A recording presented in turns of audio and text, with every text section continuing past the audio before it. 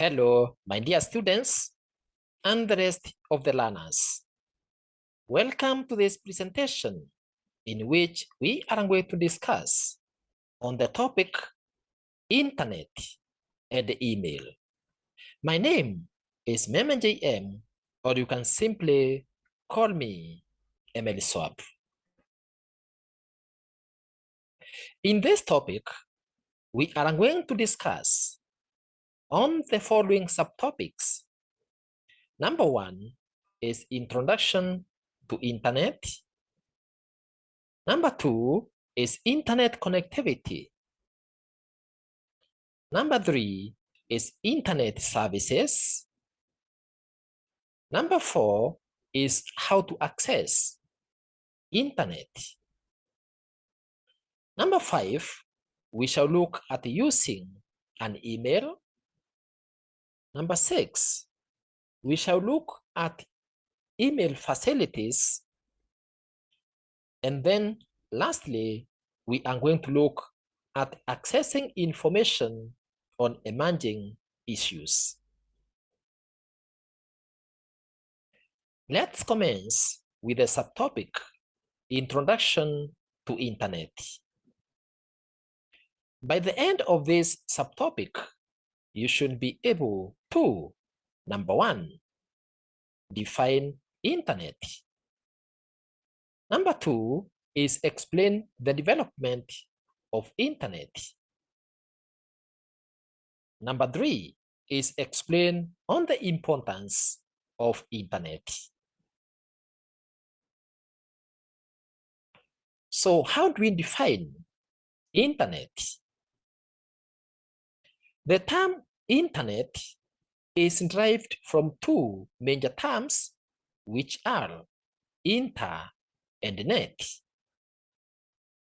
Inter stands for international, while network stands for network. And therefore, in this case, international means across many nations or countries of the world, while network is a group of 2 or more computers linked together so that they can share resources and can communicate with one another. Connecting or joining various computers with the use of data transmission media is called networking. A transmission media is therefore any physical or non-physical link between 2 or more computers. A computer network is therefore a communication system connecting 2 or more computers that work together to exchange information and share resources. A network, on the other hand, is a collection of independent entities that are arranged and connected in a certain way in order to enable communication between them. Data communication is the process of electronically transmitting data signals from one point to another through the network.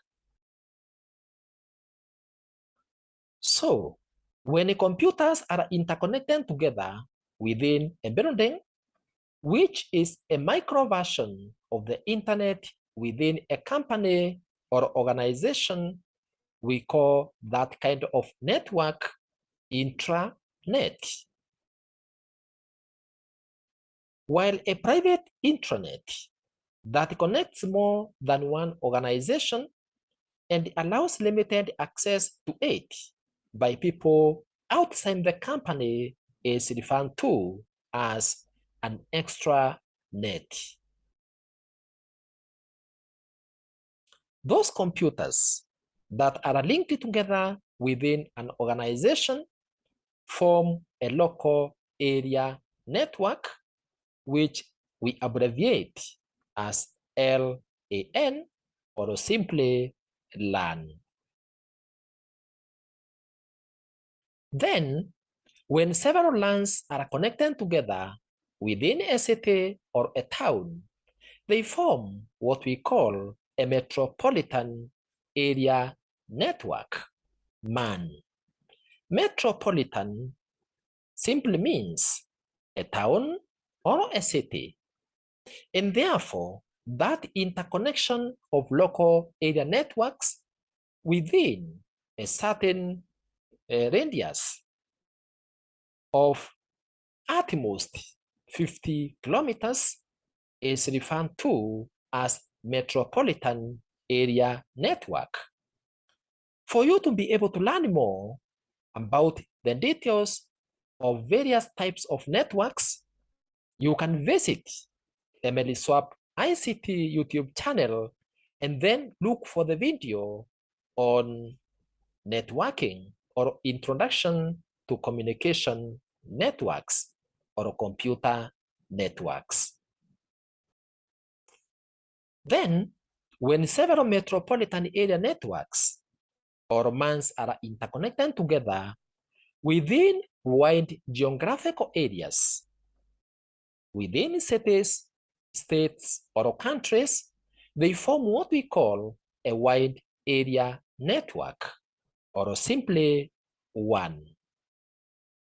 My dear students and the rest of the learners, I would like to simply say that a local area network usually goes for around 3 kilometers in radius, while metropolitan area networks span for a radius of around 50 kilometers, while wide area networks span beyond the 50-kilometer radius. And therefore, a metropolitan area network is an interconnection of several local area networks, while wide area network is an interconnection of several or various or hundreds or thousands of metropolitan area networks. Therefore, Internet is a huge and vast international interconnection of computers from various organizations and people all over the world through a huge set of telecommunication links for purposes of communication and resource sharing. So Internet is another word for wide area network. Internet is also sometimes called information superhighway because of its large size and great volume of information that passes through it. Cyberspace is a space of electronic movement of ideas and information in the internet. Let's now look at the development of internet. In 1969, the United States of America Department of Defense research body called Defense Advanced Research Projects Agency, that is DARPA, set up the first computer network, which was called ARPANET, that connected 4 sites together, which were University of California at Los Angeles, Stanford Research Institute, the University of California at Santa Barbara, and the University of Utah. The military intention was to build a computer network that would continue to function even if a large portion of it were destroyed in a nuclear war or natural disaster. ARPANET was originally intended to be used mainly for research and was used by defense scientists and military researchers to log on and run programs from remote computers. However, users also started to exchange messages with one another because it was so convenient. The main benefit of this network was fast communication between researchers through electronic mail or email, which enabled multiple users to send and receive information at the same time.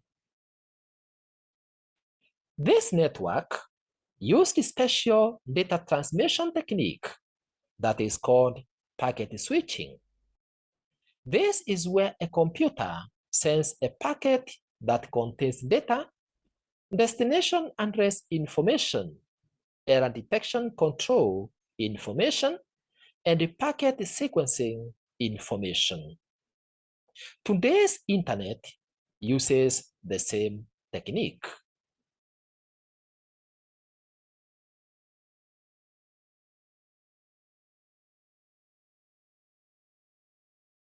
By 1973, the electronic mail was the most common service in the internet.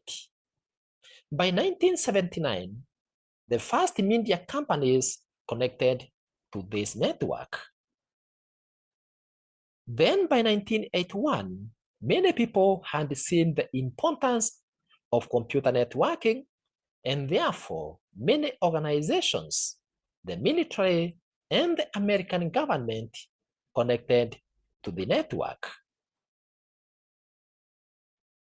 In 1982, the Defense Communications Agency, DCA, and DARPA established Transmission Control Protocol and Internet Protocol, that is TCP/IP, as the standard connection protocol used on the ARPANET.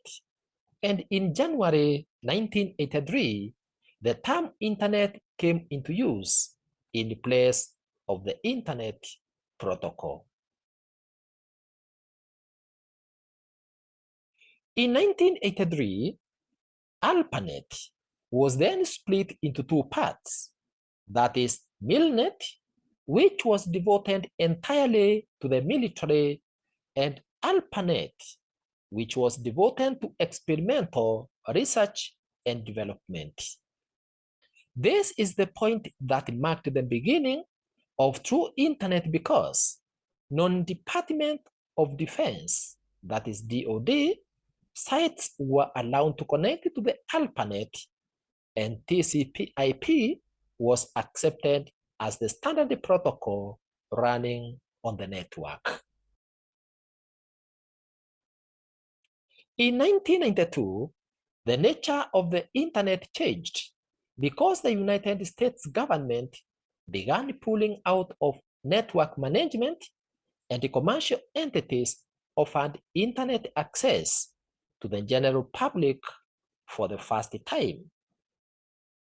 And then in 1995, there were over 4 million hosts on the internet, and the government's role in creating the internet was over, which paved the way for the commercial future of the internet.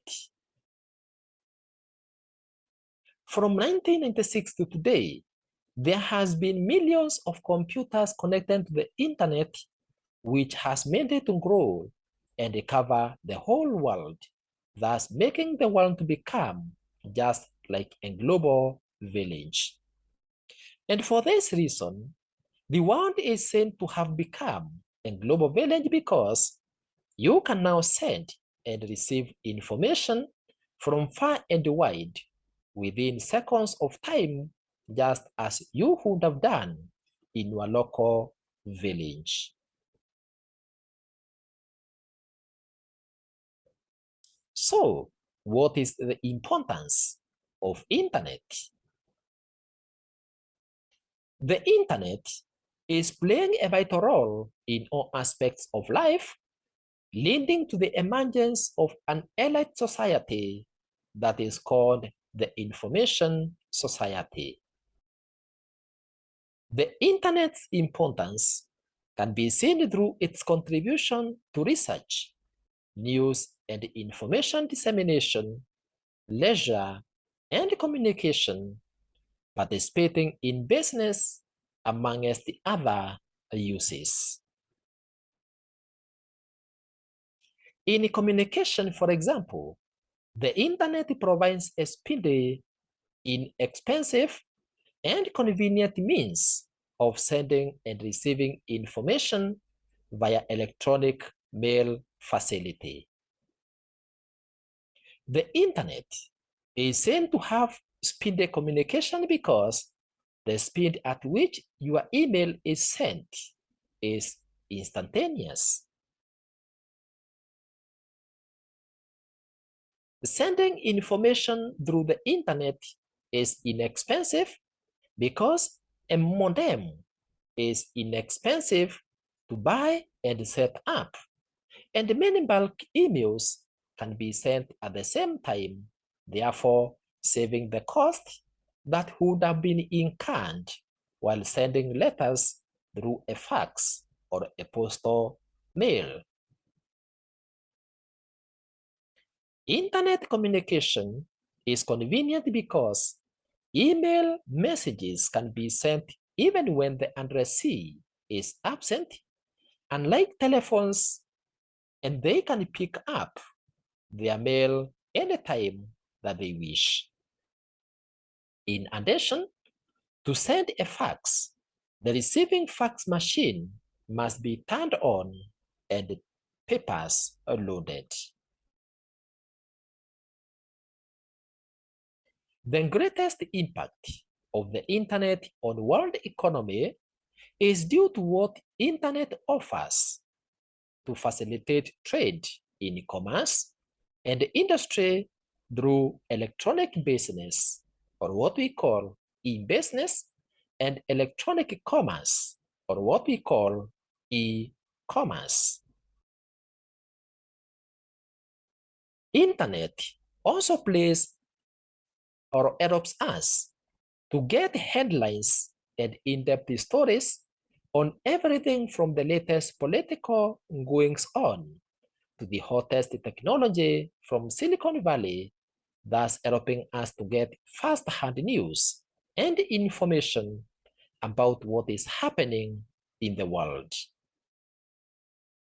Through the use of internet, employers advertise vacancies that job seekers can be able to find and apply for online, including getting details about the organization that you are applying to.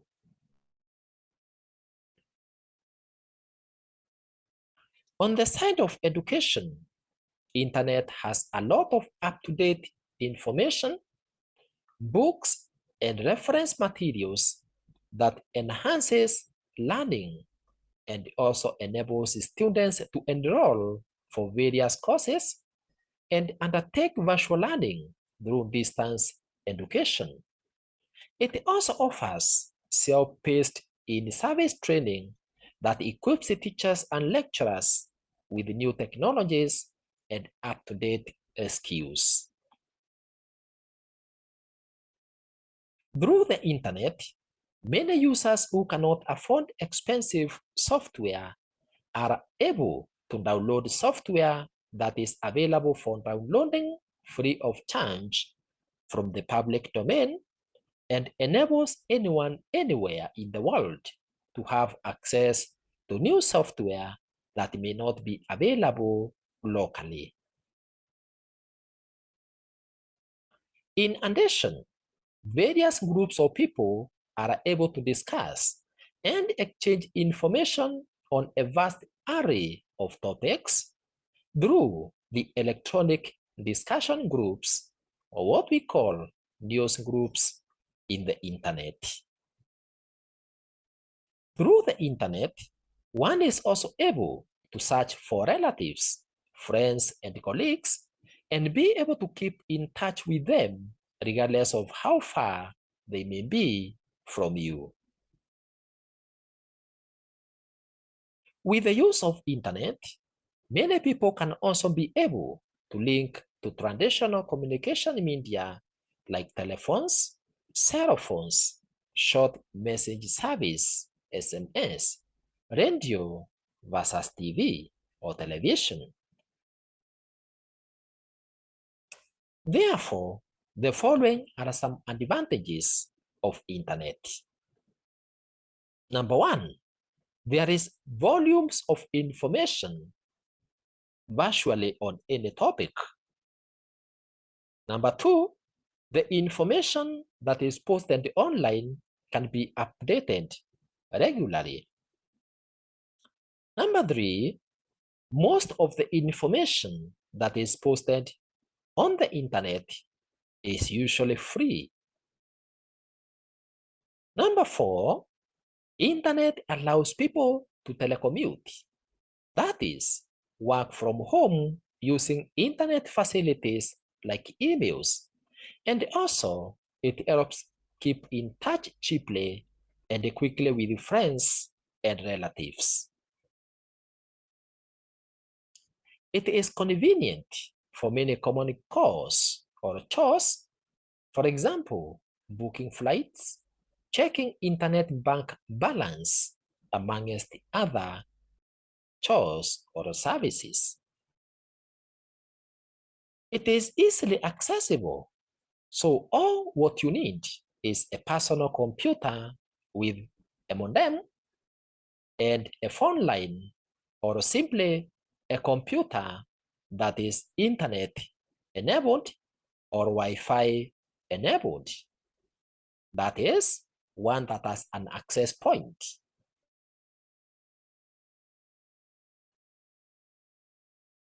Here is your first assignment.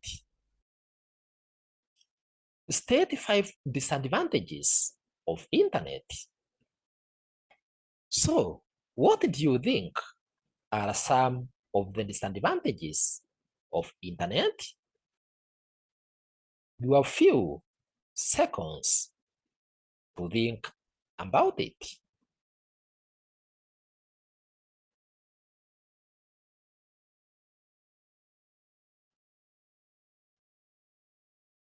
Let's see if you have gotten those disadvantages of internet. The following are some disadvantages of internet. Number one is that there is a lot of incorrect information available online, yet there is no authority to check the accuracy of internet content. Number two, it can be difficult to find exactly what you need because of the large volume of information that is available, and especially when you don't possess the knowledge and the skills on how to search for information quickly. Number three, there are computer viruses which can be easily downloaded without the user realizing. Number four, there are lots of undesirable websites on the internet, such as pornography, racist, propaganda, amongst other such sites that may normally interrupt your concentration, and you end up diverting to such websites even when you have serious information that you are looking for. Number five, the security of computers and wide area networks, as well as local area network systems connected to the internet, may be at risk from hackers.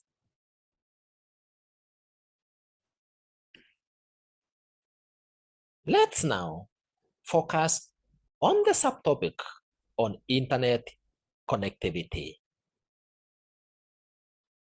By the end of this subtopic, you should be able to, number one, describe internet connectivity. So, to connect it to the internet, you need the following. Number one, is computer hardware. That is a personal computer and a modem, or a computer that is internet enabled. Number two, you need a communications link. Telecommunication facilities, for example, telephone lines, telephone exchange stations, satellite transmission, other communication channels like fiber optic cables, coaxial cables, amongst the others, are required for you to be able to connect to the wide area network, or in other words, to connect to the internet. Number three is an internet service provider. We are going to discuss more about the ISP. Number four is internet software. This is computer software that can be used to implement the transfer control protocol, internet protocol, and an internet browser. So let's look at modems. The term modem is a short form for modulator, demodulator. Mod for modulator, dem for demodulator. Modulation, from where the term modulator is driven from, is the conversion of digital data or a signal that the computer makes use of to analog data or a signal that can be transmitted over a telephone line. While demodulation, from the term, or that is driven from the term demodulator, is the conversion of analog data or a signal received by a computer through a telephone line or through the wireless channel to digital data or a signal that can be accessed and used by a computer. A standard telephone line can transmit only analog data, whereas data emitted from a computer is in digital form. Voice transmission on a telephone line is analog in nature. Therefore, a modem is a special digital to analog and vice versa interface card that enables a computer to send and receive data on telephone lines or through the air from one computer network to another. Digital telephone lines makes it possible for computers to transmit and receive digital data without a modem. However, my dear students and the rest of the learners, kindly note that today we also have other mediums or channels of communication other than the telephone lines. For you to be able to acquire knowledge about these various transmission media and the channels, kindly visit Emily Swap ICT YouTube channel and search for the video on Introduction to Communication Networks or Introduction to Computer Networks. Data transmission. During transmission of information, the data to be transmitted is changed from digital to analog so that it can be transmitted on the telephone line or through other channels, and then it's converted back to digital form at the receiving end so that it can be understood and processed by the computer. The three main functions of modems are: number one, converting digital signals to analog signals and vice versa. Number 2 is automatic dialing. In this case, a modem can dial a phone number. Number 3 is automatic answering of remote computers. In this case, a modem can answer an incoming call. The 4 main types of modems are: number 1, the external modem. These are modems that are connected externally to the computer through a network interface card, or what we call NIC. A network interface card is a device with ports used to create a physical link between the computer and the transmission media. Number 2 is internal or onboard modem. These are modems that are brought while fixed permanently on a computer's motherboard and has an external outlet for a telephone jack to be plugged into. Number 3 is wireless modem. These are used externally from the computer without being attached with any wires. Number 4 is fax modem. These are used to receive and transmit fax messages from the computer.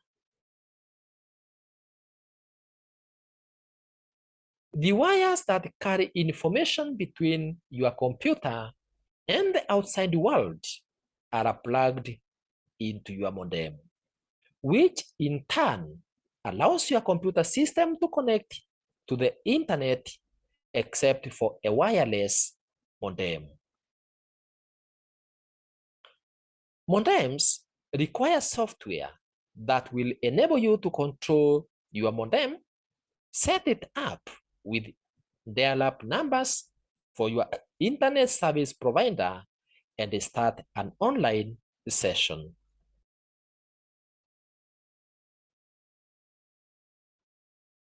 What are telecommunication devices? Internet heavily relies on telephone lines, telephone exchange stations, and satellite transmission in order to cover the whole world. A computer is connected to the external world through a telephone line and has to dial a remote computer on the net to establish a connection for data transfer.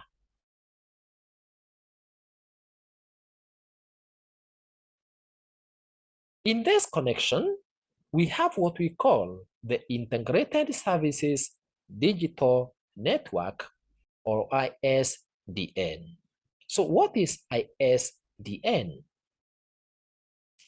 An ISDN modem is a digital device which allows voice, video, and data to be sent as digital signals over ordinary copper wire telephone lines or fiber optic lines.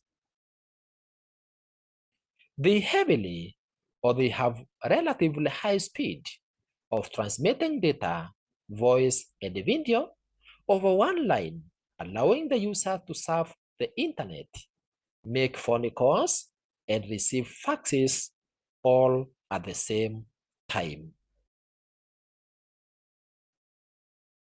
These devices are capable of transmitting data at 64 kilobytes per second for a single line and 128 kilobytes per second for a bounded dual line.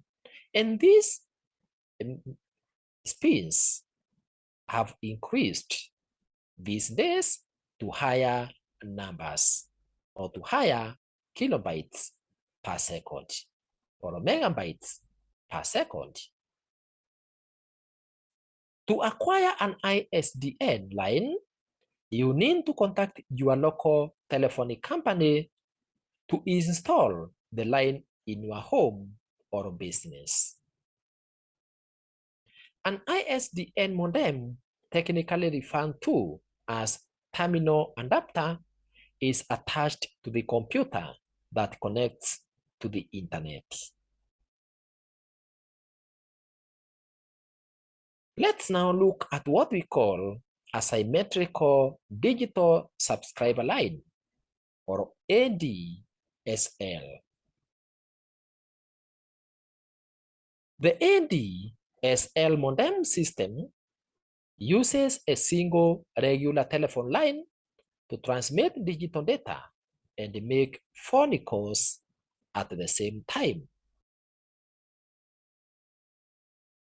ADSL, that is a symmetrical digital subscriber line, is a type of digital subscriber line where the downstream rate, that is the rate at which information is downloaded from the internet, is much faster than the upstream rate, which is the rate at which information is uploaded.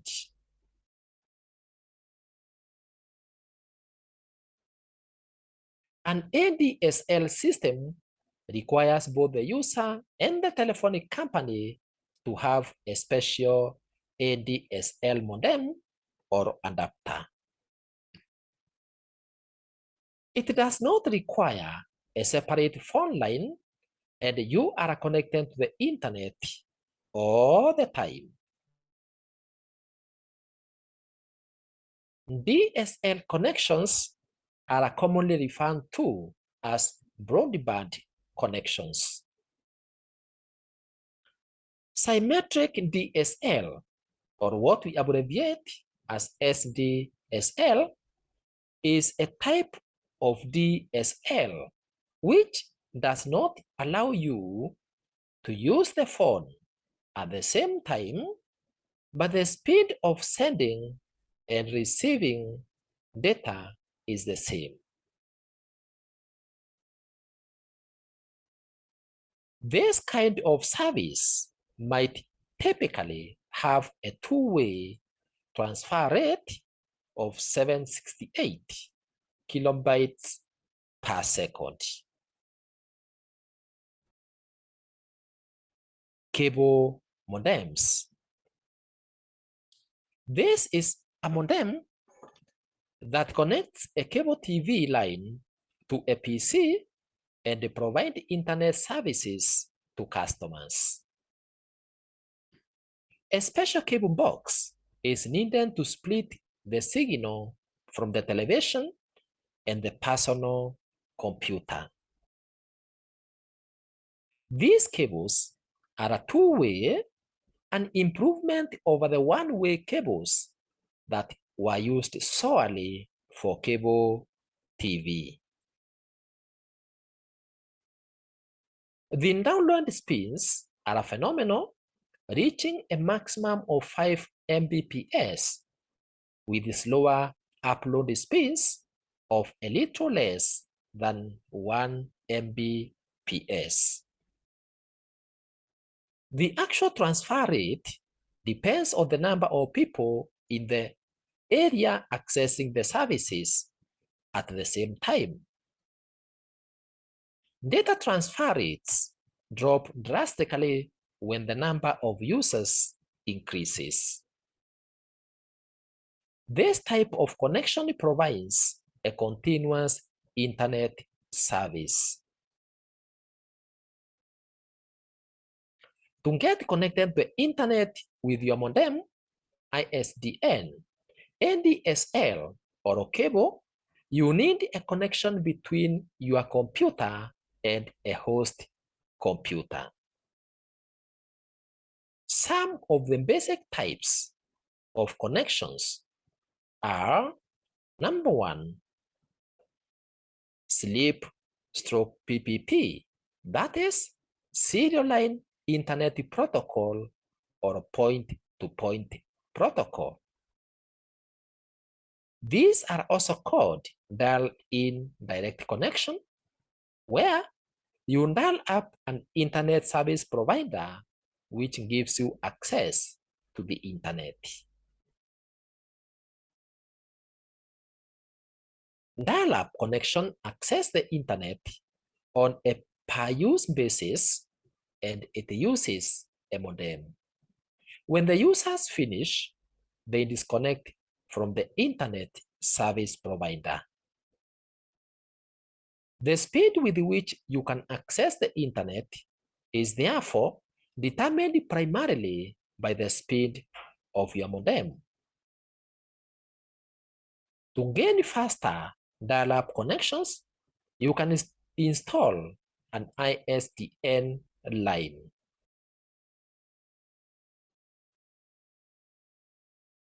The second type of connection is referred to as dedicated connection.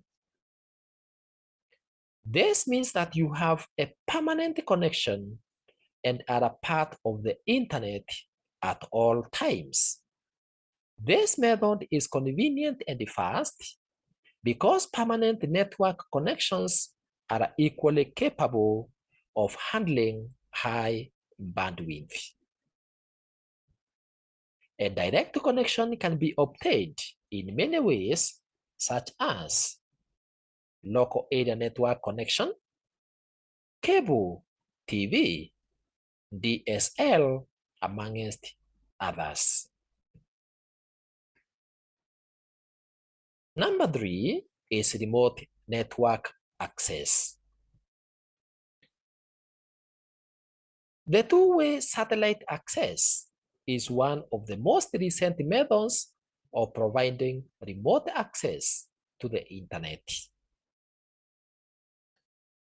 With the use of a satellite dish, you send data requests that are transmitted to a satellite, which then reflects the signals to a satellite dish that is located at the Satellite Network Operations Center. After the requests are processed, they are returned along the same route. The returned signals picked up by your dish are sent along a cable to a transceiver and then to your personal computer. Dial-up connections are quickly being replaced by dedicated digital data transmission telephone lines that are called dedicated digital leased lines. A leased digital connection or a leased line connection ensures constant and quick connection to the internet, unlike the dial-up that you need to dial every time you need to access the internet. Transmission of data on the land takes the form of telephone exchange to telephone exchange until the data reaches the destination. However, intercontinental transfer of data is achieved by having satellite base stations transmitting the data through a wireless uplink channel to the satellite. And in fact, my dear students and the rest of the learners, today, most of the internet connectivity is not through cables, but it is usually through the air. And in this case, most of the service or internet service providers are relying on the internet, or that is, are relying on satellite for the purposes of administering or offering internet through the wireless connectivity. The satellite, therefore, sends the data signal to the base station on another continent, where it is picked up and sent to a telephone exchange for transfer to the destination computer. A satellite is a microwave relay station orbiting about 22,000 miles above the Earth's surface.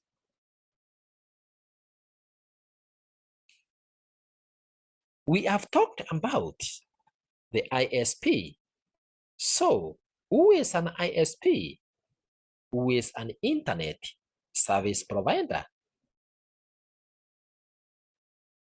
ISP are companies, organizations, or institutions that have a direct connection to the internet, and they provide individuals and businesses with access to it through dial-up connections as well as through broadband services for a fee. Some examples of ISPs in Kenya include the Africa Online, Nairobi Net, Wananchi Online, Kenya Web, Telecoms Jambonet, Swift Kenya, Interconnect, Today's Online, amongst others, who include the mobile service provision such as the Airtel, Safaricom, amongst others. So, what are some of the factors that you need to consider when choosing an internet service provider? Number one is the ease of use. The internet service provider that you are looking for should provide you with a simple to install set of software that will get you online with no struggles or hassle. Number two, the internet service provider should be able to offer you the support that you require or the help that you need at any given time, as well as offering customers support when needed.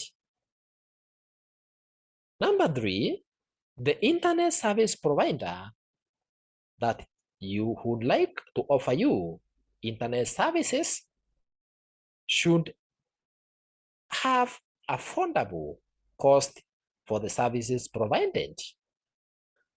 So the setup costs, the monthly costs, and total costs for extra hours of use should be affordable based on how often you are using the internet. In addition, if the internet service provision is wireless, and if you are relying on a mobile services provider, that is an ASP provider who also offers mobile phone services, should have their data bundles being affordable by the clients or customers. This is because some have high charges of their data bundles, while others offer the same amount of data bundles at cheaper and affordable prices. The ISP that you should consider should also be one that gives you time to try the services that they offer before you can buy them. In addition, your internet service provider should be able to offer you with the email and internet access, space for your own website, and also provide you with up-to-date tools and software. Also, your internet service provider should offer you with the information available within a service and should allow you to be able to check out their promotional material.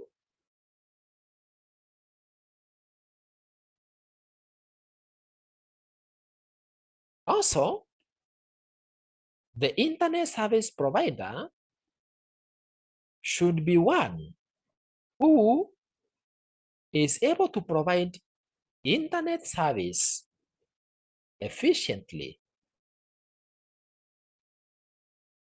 This means, or this is because, it is always important to find out from other people who have been provided with services by an ISP concerning the efficiency of their connectivity so that you can be able to assess their performance during peak hours or excessive downtime. Simply put, you should have an ISP that is able to provide you with good flow of connectivity without disconnections and without hangups. Also, privacy is a very important aspect that should be catered for by an internet service provider.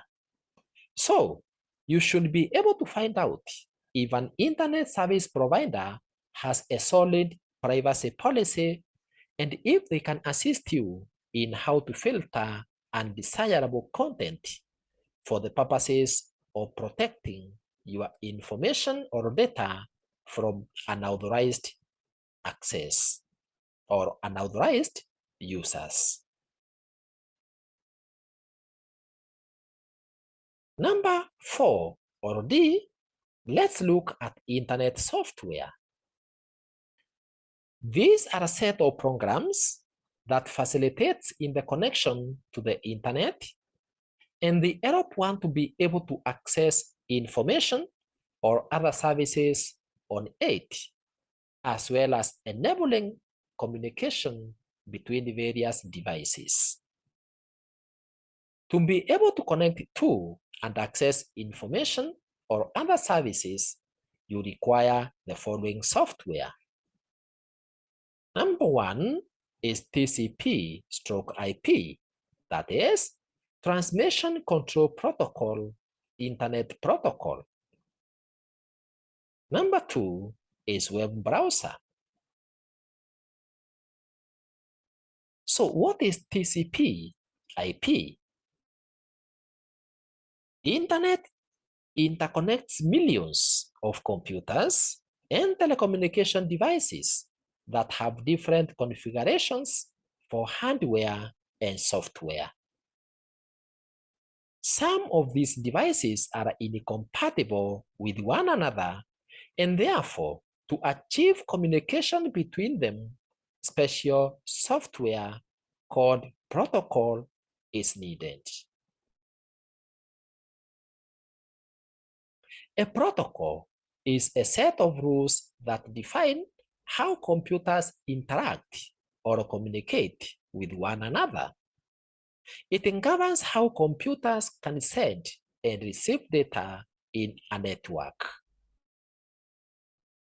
All forms of communication, either electronic or other means, are based on some form of protocol. Computers connected to the internet, therefore, use a protocol which we call the TCP/IP. TCP, that is Transfer Control Protocol, governs how data is transferred from one place to the next. It divides the data that is to be transmitted into smaller pieces, which we call packets. This allows data to travel more easily and therefore quickly over telephone lines or over other lines of communication or channels of communication, such as the fiber optic cables, twisted pair cables, the coaxial cables, amongst the others. Each packet is numbered so that the data can be reassembled when it arrives at the destination computer. IP, on the other hand, that is Internet Protocol, sends each packet by specifying the specific address of both the sending and the receiving computers. The IP determines the addressing system on the internet. Therefore, TCP/IP, that is, Transfer Control Protocol Internet Protocol, is a set of rules that defines how computers interact or communicate with each other in order to transfer data from one computer to another over the internet. It is a non-proprietary protocol suite. That is, it is not designed for any specific type of computer, that enables hardware and operating systems software from different computers to communicate. Each network and computer in the internet is recognized by a special number, which is called the IP address, that enables data to be sent and received by it. When the packets of data are being transmitted, each packet may take a different route depending on the amount of network traffic or on the location of the destination computer. The packets are sent along by routes or by routers. A router or router can be a specialized computer or a piece of electronic hardware which is designed specifically for routing purposes.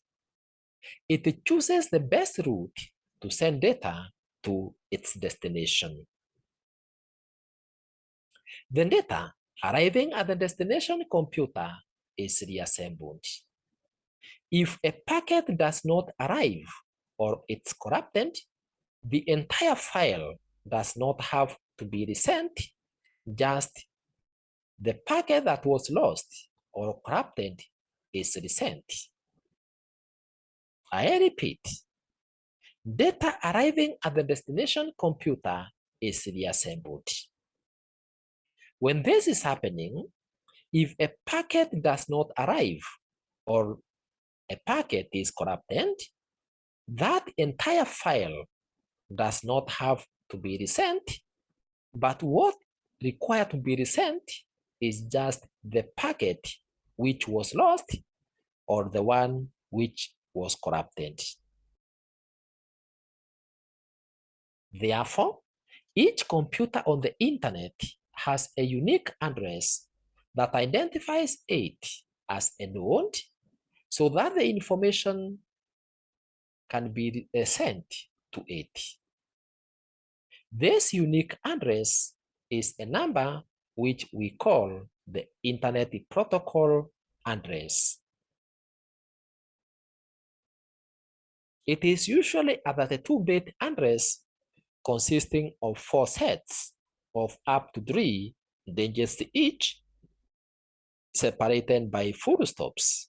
For example, 196.364.232.4. The first part of the address, that is 196, in this case, specifies the network, and the last 2 digits specifies the host.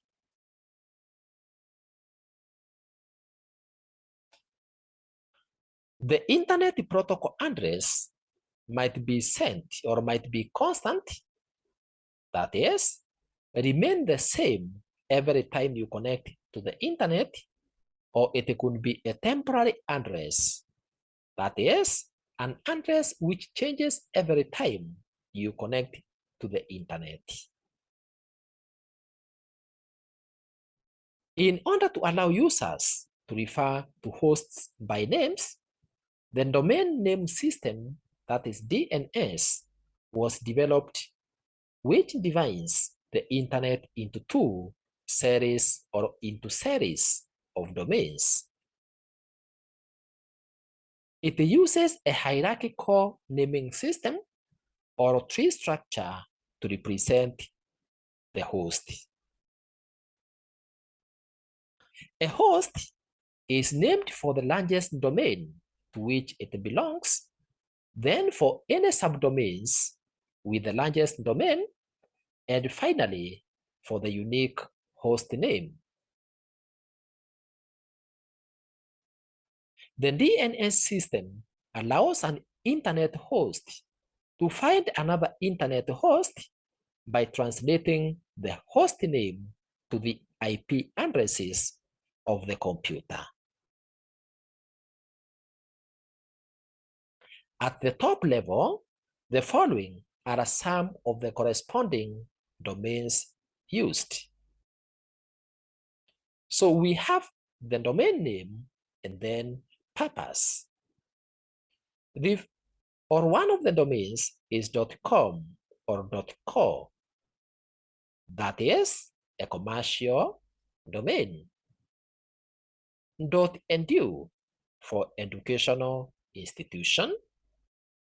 .gov for government bodies. .mil for military, especially US military institutions. Or for example, US military institutions. We have .net, that is for computer networks domain. .org for other types of organizations which are not governmental. .rec for recreational organizations. .stol for retailers on the internet. .info for distributors of information. .int for international bodies. Sometimes another two-letter extension is added after the domain name in order to show the country where the site is located. For example, .ke for Kenya, .ung for Uganda, .tz for Tanzania, .jp for Japan, .us for United States, .au for Australia, amongst the others. Every country in the world is identified using a two-letter or two-letter extension. Example is emiliswap.edu.ke. This means that emiliswap is an organizational domain which is of educational type and based in Kenya. Or in other words, emiliswap.edu.ke means that emiliswap represents a domain in the educational sector located in Kenya. Departments within an organization can have a that level of the hierarchy, or can be at that level of the hierarchy. For example, if you have a department in emiliswap educational institution by the name ICT, then the ICT department can be identified with the domain or the address such as ict.emiliswap.edu.ke. This means that ICT is a department within emiliswap, which is an educational institution located in Kenya.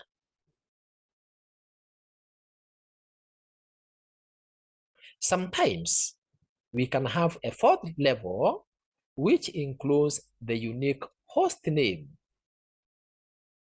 For example, if you have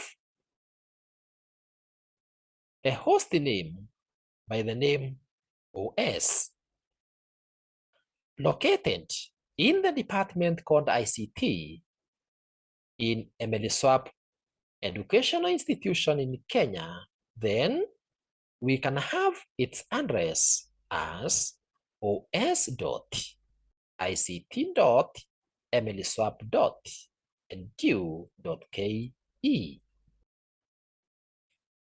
The complete name of a host, therefore, includes the unique host name or sub-organization's units, the organizational name, and the top-level domain.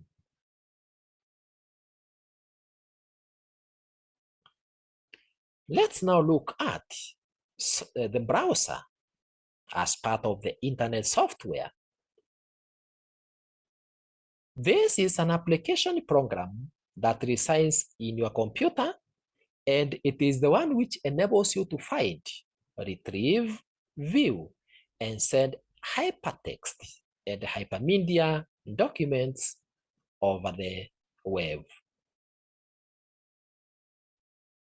Hypermedia are those documents containing links to text, graphic, sound, or video files. An hypertext document, on the other hand, is a document containing links to documents located on the same computer or another computer on the internet in any part of the world.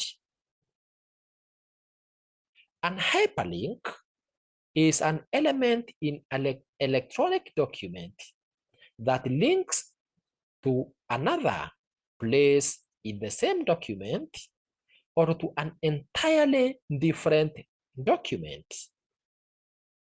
It allows you to move easily from one location to the next.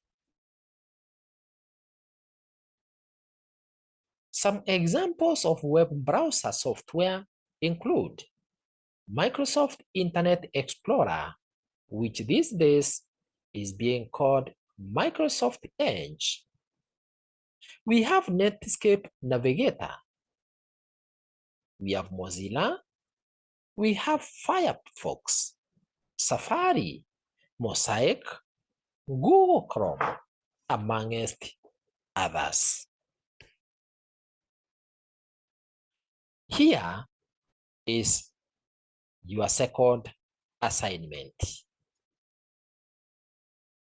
State 8 main tasks that you can perform with web browsers.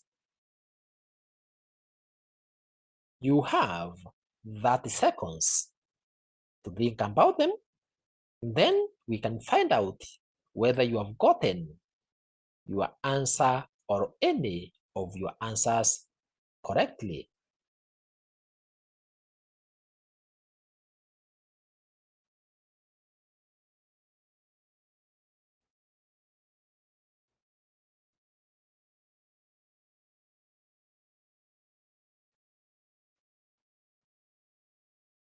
So, which are the main tasks that you can perform with web browsers? Number one is viewing hundreds of millions of web pages from all over the world. Number two is sending and receiving emails. Number three is participating in conferences where you talk and listen to other users in real time through the internet. Number four is developing web pages. Number five is joining discussion groups as well as conversing online, that is chatting by typing in your comments in real time. Number six is shopping online for just about anything that you want. Number 7 is seeing and hearing live or recorded broadcasts. This is because you can see and hear information live during transmission and do not have, or you don't have to wait until all the information is downloaded. Number 8 is viewing channels, a website that automatically transmits information to your computer at the time that you specify.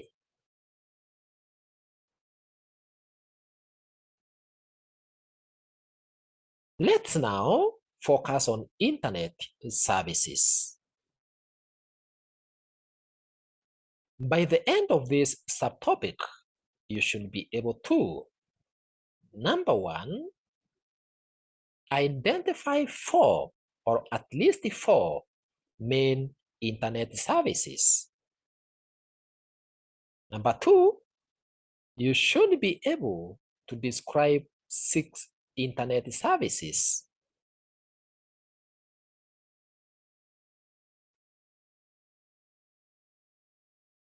Internet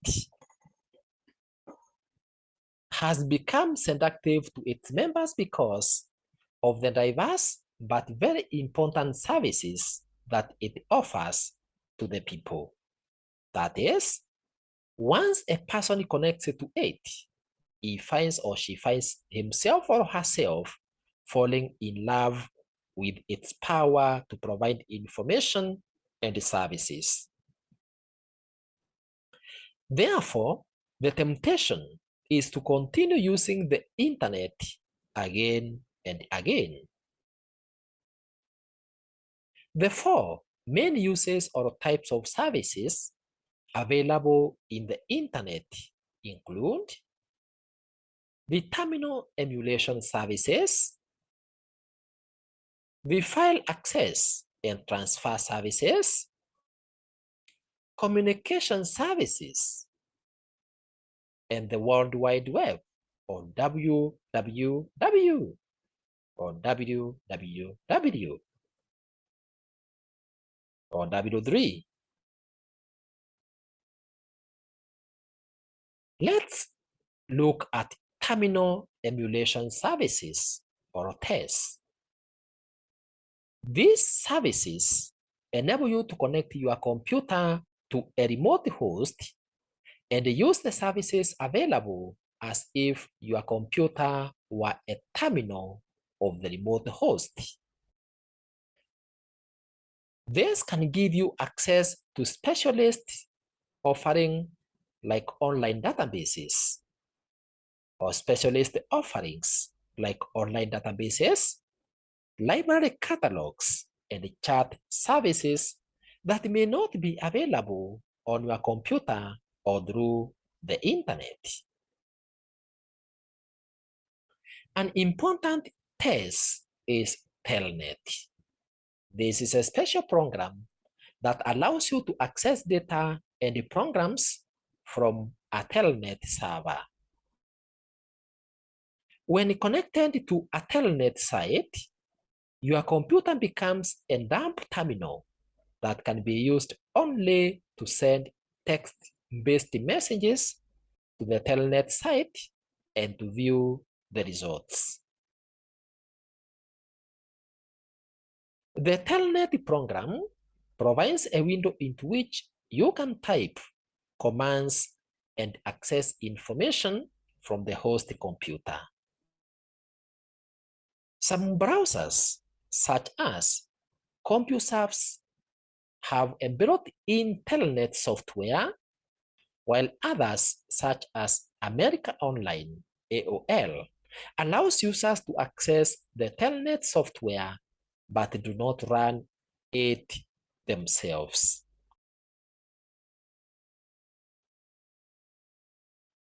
What is file access and transfer services? These services enable you to locate and use electronic files that are stored on computers across the internet. File Transfer Protocol, or FTP, is a set of rules for communicating over the internet. It enables you, through an FTP program, to find an electronic file that is stored in a computer somewhere else and download it. It also enables you to upload files. Downloading is taking a file from one computer in the internet and copying it to a storage device on your computer. Uploading, on the other hand, is sending files from your computer to other computers on the internet. The electronic files are stored on what we refer to as FTP sites, that is File Transfer Protocol sites, which may be maintained by universities, government agencies, and large organizations. Some of these sites are private, and you may have to pay to retrieve or store information on those sites. The files in an FTP site are stored in directories. Each file has a name and an extension. The name labeling the contents of the file, and the extension indicating the type of file, that is text, sound, program, image, video, etc.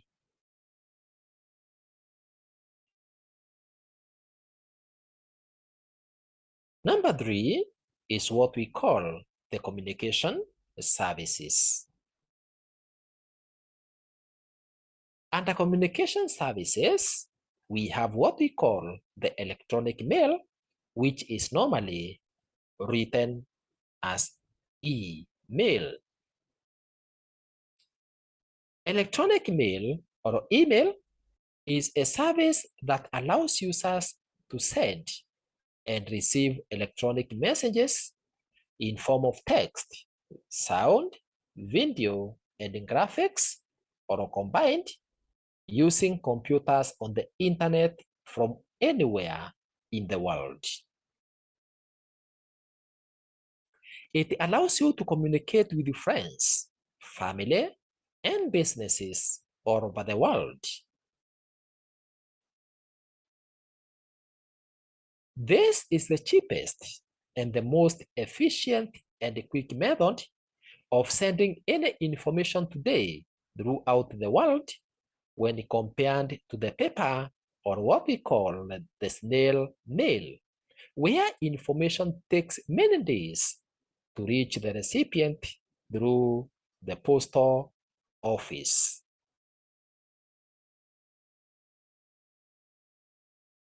With the use of an email, your message or letter reaches the recipient within seconds, regardless of where he or she is in the world.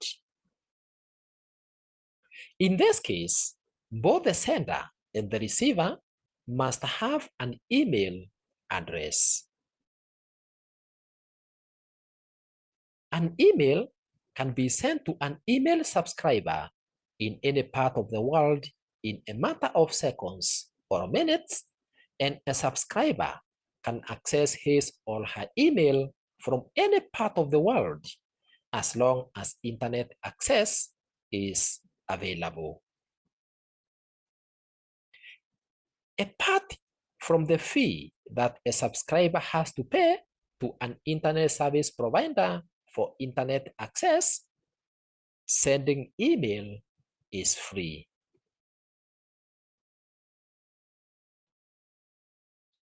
You can send as many emails as you like at no additional charge, at your own convenience, any time of the day or night. This does not cause any problems to the person receiving it, who does not have to be present to receive the mail. They collect the email at a time that is convenient to them, or simply when they visit or open their email accounts.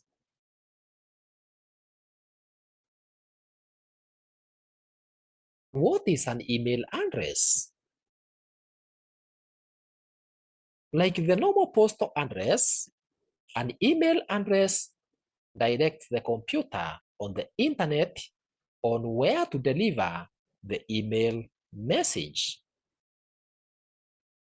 Therefore, to be able to send or receive email, each user must have an email address and an email program.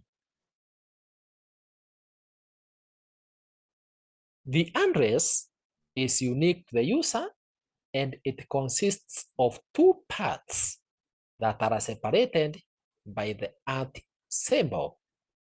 For example, julimenga@gmail.com, julimenga@gmail.com.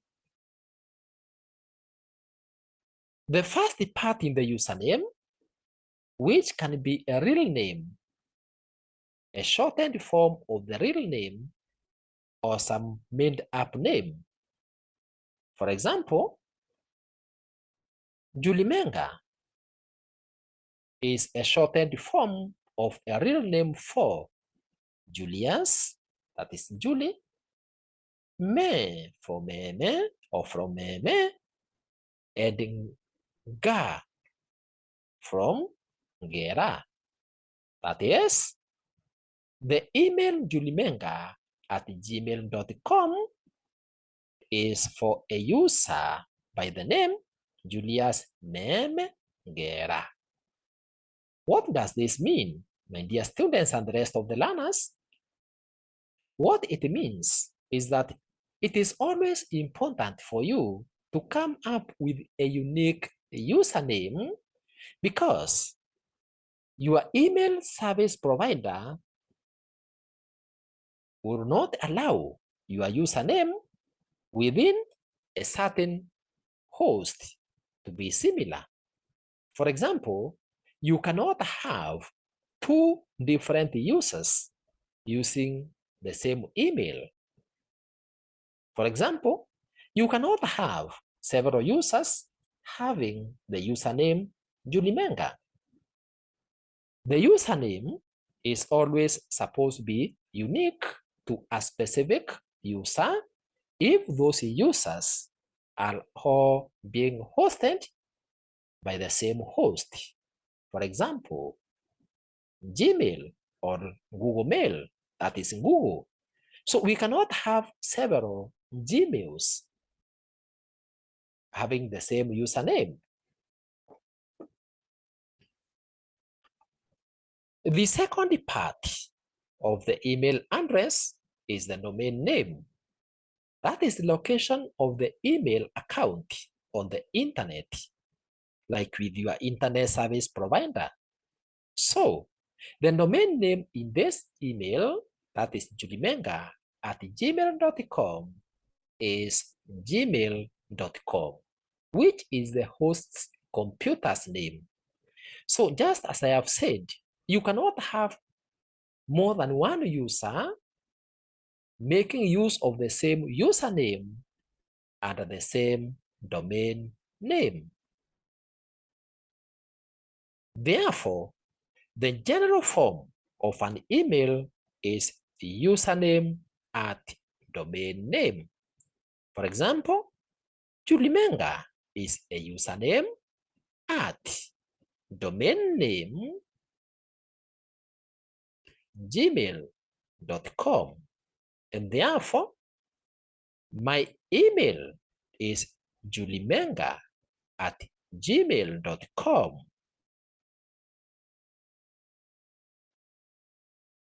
In some email addresses, one is also required to include 2 characters for the country in which the host computer that hosts the email is located. For example, you may have a username called Julie, or by the name Julie Menga. You may have a username Julie Menga hosted by Emily Swap, which is a company in Kenya. And therefore, you can have two characters for the country at the end. For example, .ke, where the email in this case, which is hosted by Emily Swap company in Kenya, will be julimenga@emilyswap.co.ke. This means that we have several users, we have several email addresses, and the host Emily Swap, which is a company located in Kenya. So KE at the end indicates that this host computer called Emily Swap is a company in Kenya. Internet users can use the free email services that are offered by the websites that they use. For example, Yahoo, MSN, Excite, Google, Webmobile, amongst others, to open email accounts and read their emails. What you need to simply do is to fill out an online form that you can use to open an account and get an email address. You access email directly through the website rather than through an email program that is resident in your computer. So what are the requirements for an email software and hardware?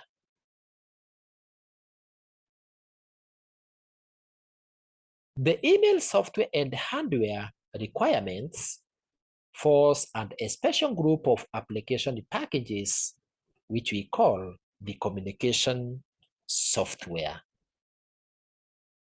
It is specifically or specially designed and developed to help a person to read and send individual text documents on the internet as long as both the sender and the receiver have an email address.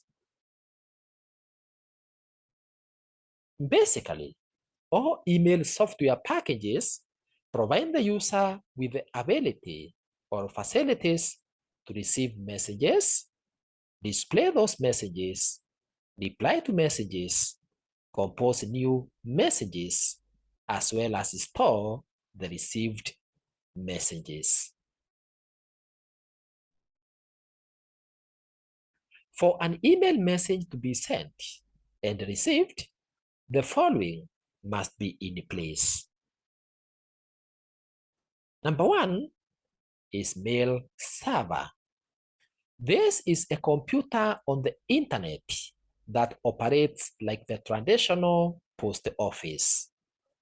The mail server receives the incoming messages and delivers outgoing messages. It allocates a certain amount of storage to hold mail for the registered users.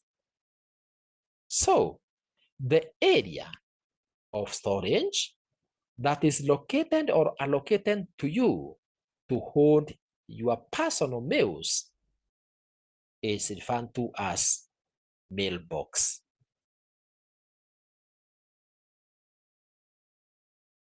You can retrieve your mail by supplying your username and password. This is necessary to protect your email from unauthorized users. Number two is the mail client. This is a program that enables you to read and compose email messages, send emails, and access email from the server. Some of the commonly used email software include Microsoft Outlook, Netscape Communicator, Eudora, amongst others.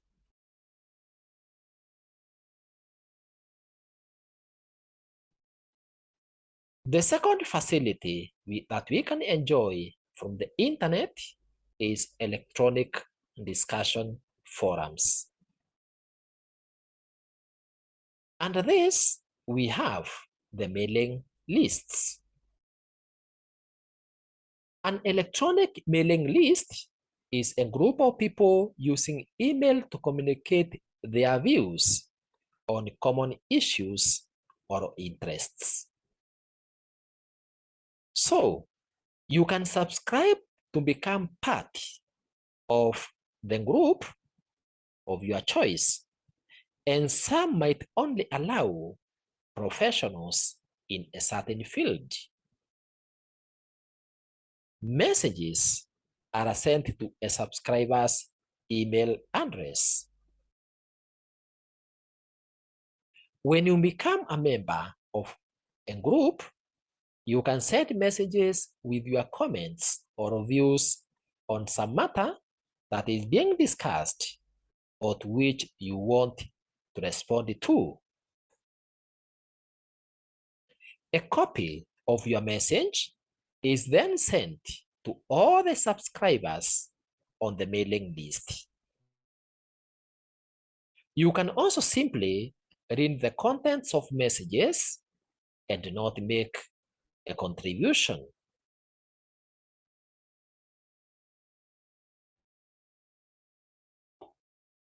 The other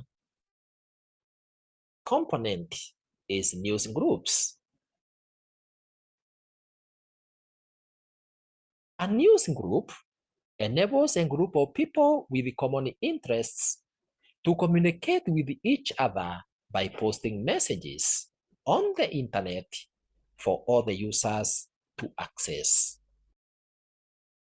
A subscriber, therefore, to a news group posts a message which can vary from a few lines to whole articles. The other subscribers are then able to read the message and may not choose to reply. For you to be able to read and post messages to news groups, your computer must have newsreader software. For example, Microsoft's Outlook Express has a built-in newsreader.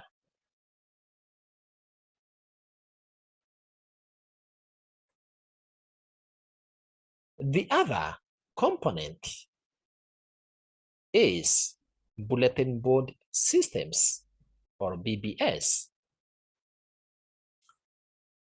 A BBS is an internet facility that is dedicated to the exchange of messages.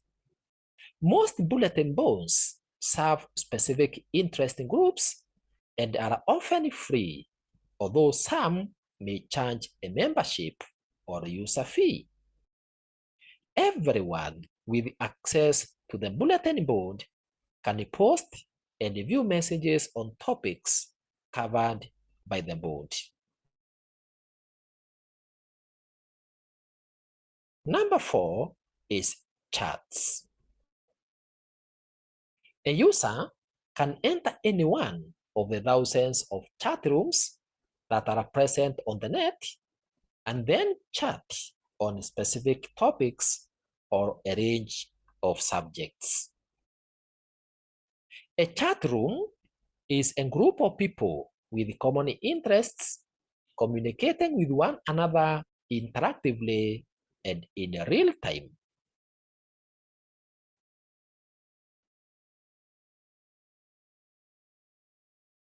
Let's now look at what we call point-to-point protocol, that is PP or P3. A P3 or point-to-point protocol enables users to dial into a local internet service provider to connect securely to their corporate network through the internet.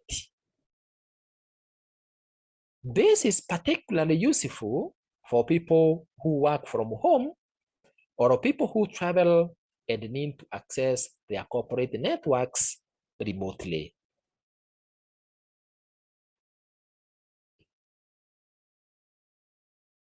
Number 4 is broadcasting. This is the distribution of information, programming, or advertising content to everyone on a network.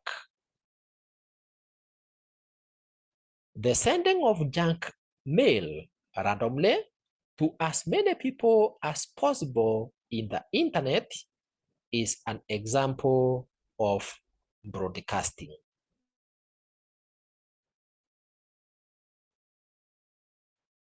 Number 5 is narrowcasting. This is the targeted distribution of information, programming, or advertising content to specific individuals or venues. Narrowcasting ensures that its contents is timely and relevant to its intended audience. It can therefore be used to select specific target groups and market products to them.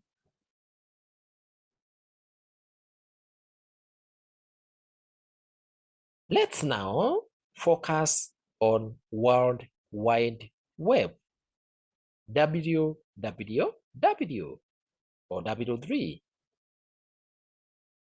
This is a vast virtual space on the internet where information pages, which we call websites, are installed.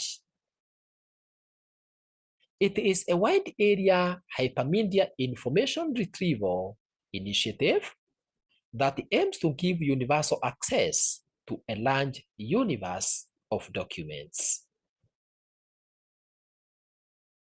The web consists of millions of web pages, that is, hypertext and hypermedia documents. Hypertext allows you to move easily from one document to the next. A computer that stores and makes available hypertext and hypermedia documents is called a web server, and a computer that requests such documents is called a client. Hypertext Transmission Protocol, or HTTP, is a set of rules that controls how data travels through or between the server and the client.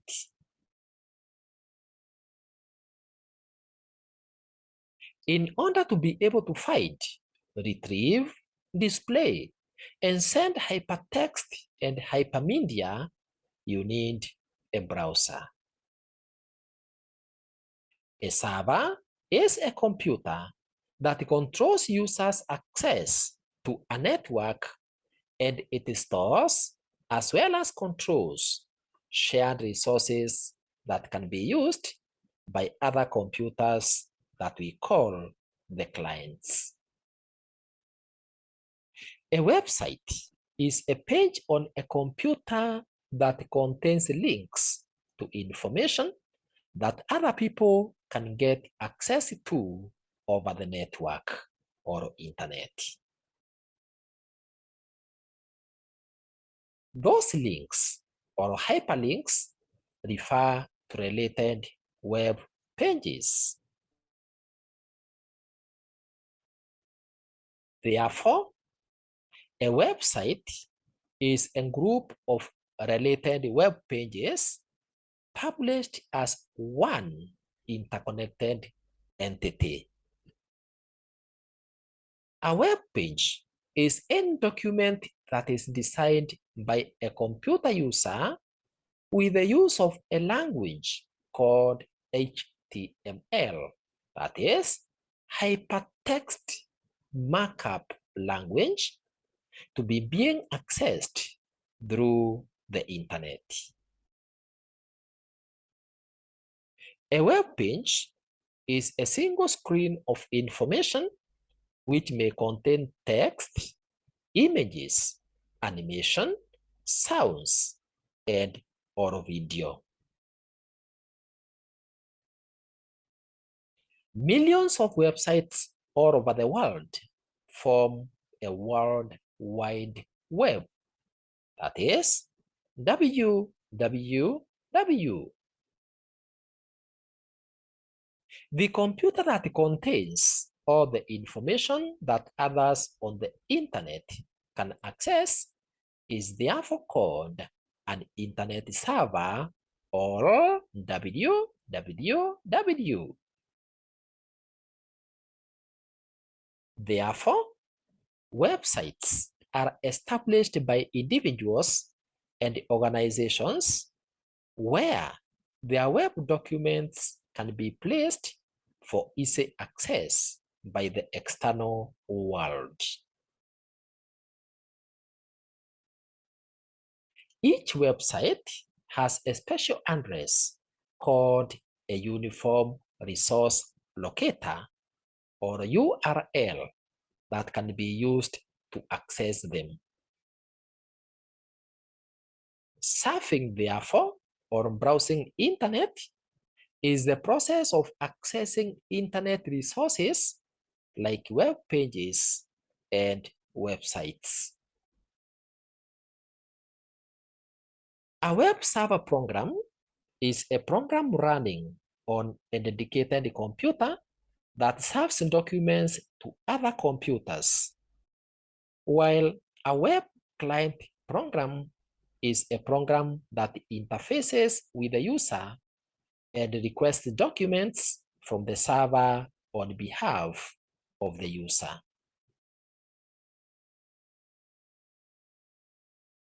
The language that web clients and servers use to communicate with each other is called HTTP, that is, Hypertext Transfer Protocol.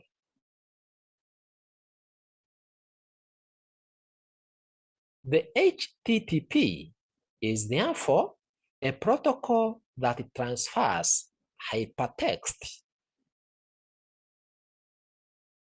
The standard language the web uses for creating and recognizing hypermedia documents is the HTML. Web documents are typically written in HTML and are usually named with the suffix .html.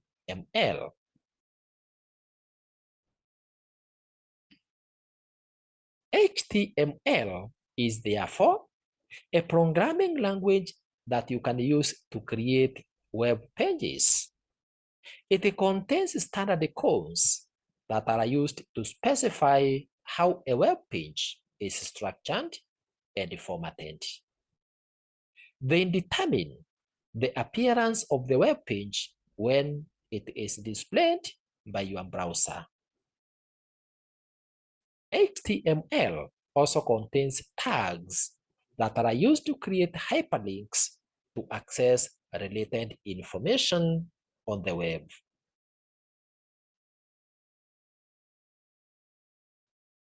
The hyperlinks are usually underlined and blue in color. When you click on a link, its color changes to red. When you point on a link, the mouse pointer normally changes to a pointing finger. Some new services offered using the World Wide Web include: number one, webcasts. This is the delivery of live or delayed sound and video broadcasts over the World Wide Web. The sound or video is captured by conventional video and audio systems. It is then digitalized and streamed on a web server, for example, in radio transmission. The transmission is one way without any interaction between the presenter and the audience. Number two is webinars. Webinar is a short form for web-based seminar, and it refers to conducting a seminar or lecture via the World Wide Web using graphics, often slides, text, or even live voice. The audience is able to interact with the presenter. This interactive element allows the presenter and the audience to give, receive, and discuss information.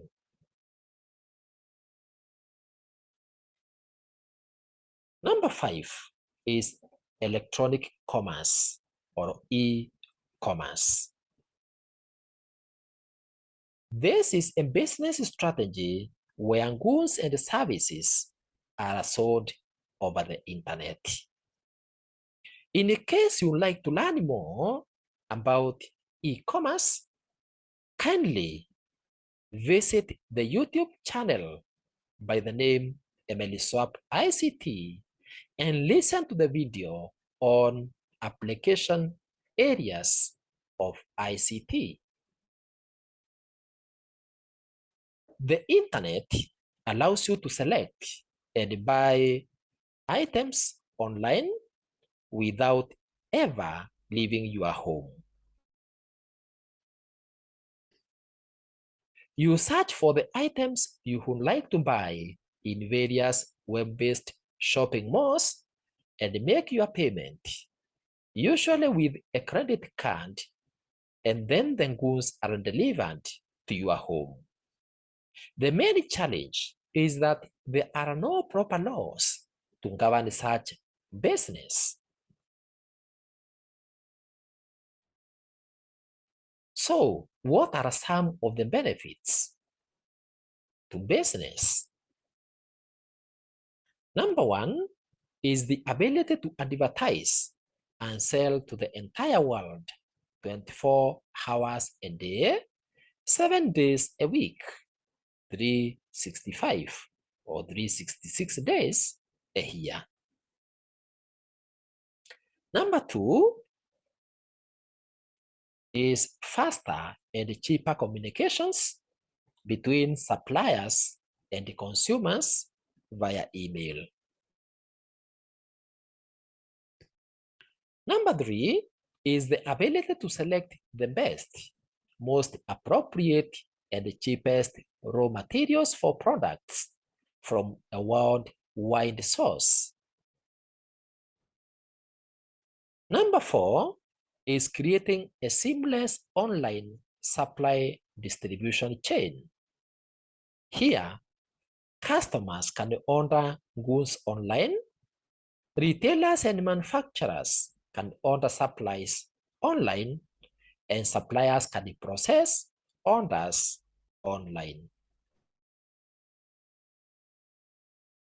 The internet also allows you to carry out online banking. It enables you to check your bank statements, transfer funds, and even make payments from home. In addition, the internet allows you to carry out online travel arrangements. It allows you to book holidays, hotels, and flights from your home. You can check out the latest travel news and confirm train and ferry times before you set out.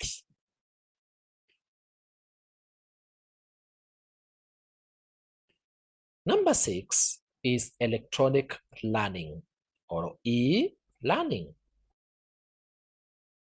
This is learning through interaction with the special programs on the computer or over the internet.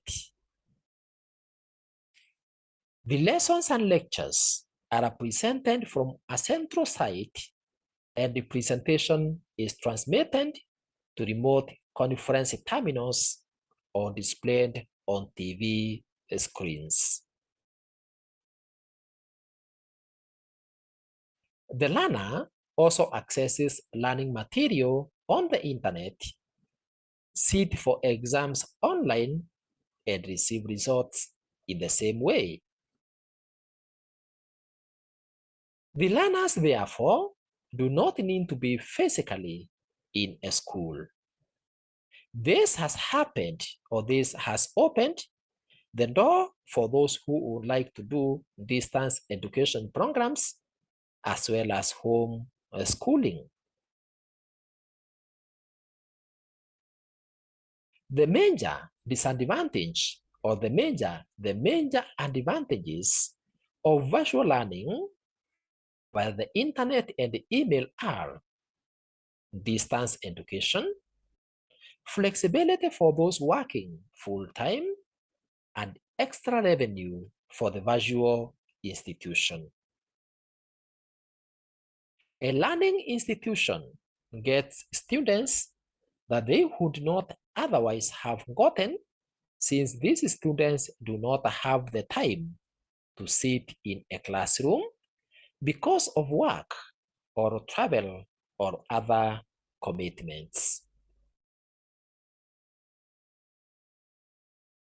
Open universities or distance learning schools are of great help to many overseas students, and they now boast a large number of university students who are pursuing their studies through the internet. Here is now your assignment number 3. Describe 4 main ways of chatting through the internet. So, my dear students and the rest of the learners, you have 30 seconds to think of the answers to this question.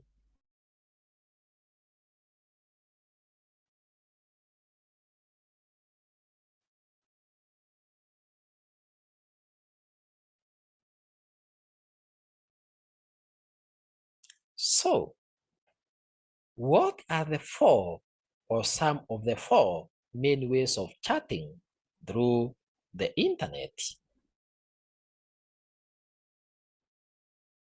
Number 1 is text-based chat.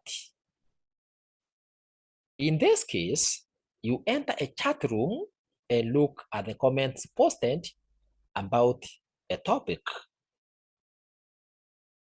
Everyone who is currently in the room is notified that a new person has entered or joined the discussion.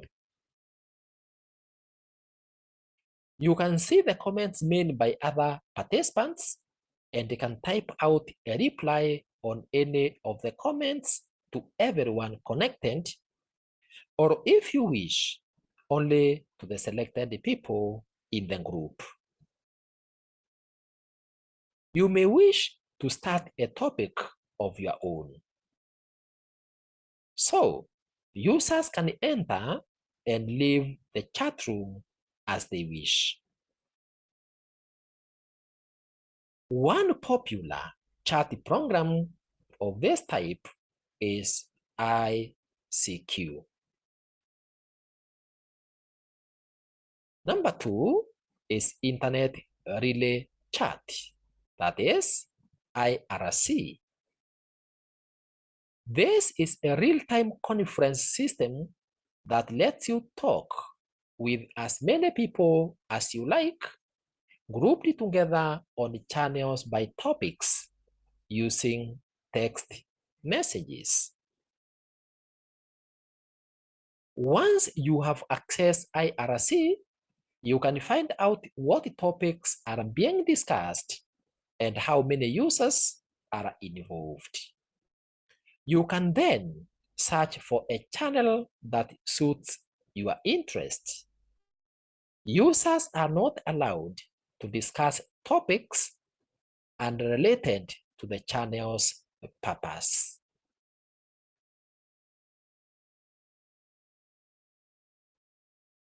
The third method is instant messaging. It is a variation of IRC that allows a user on the web to contact another user currently logged on and type a conversation. Chatting is usually one-to-one.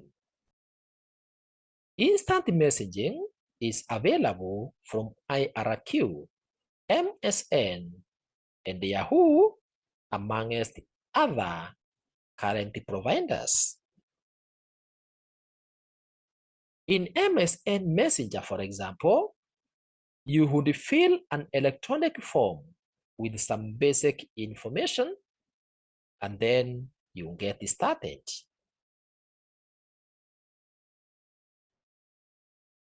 Number 4, or the fourth way of chatting, is multimedia chat. In this method, a person is able to speak with the other through the use of a microphone that is connected to the computer, and are also able to see each other through the use of a webcam. Here, people are able to hear each other just as if they are on the phone. Multimedia software in the computer should therefore support microphone and webcam.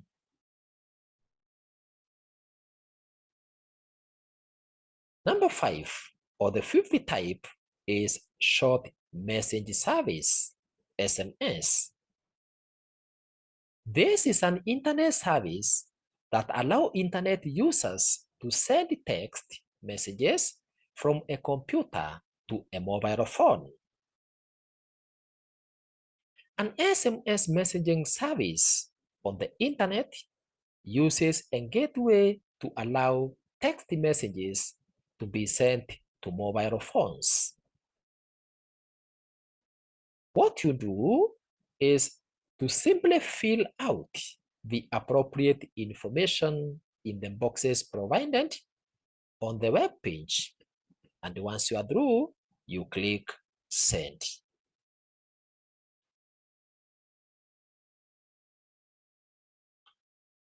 Let's now pay attention to our fourth subtopic by the title, Accessing Internet. By the end of this subtopic, you should be able to, number 1, start a browser software. Number 2, surf or browse the net. Number 3 is download information from the internet. Let's commence by looking at loading a browser software. Before accessing the internet, a person must start the browser software, for example, Internet Explorer, or what we call today Microsoft Edge, or any other browser such as Google Chrome or Google or Chrome. Once the hardware and software have been set up and you have an account with an internet service provider. When you sign up with an internet service provider, they will provide you with a user ID and a password. The internet service provider will set up an account with your full name, but you'll be identified online only by your ID.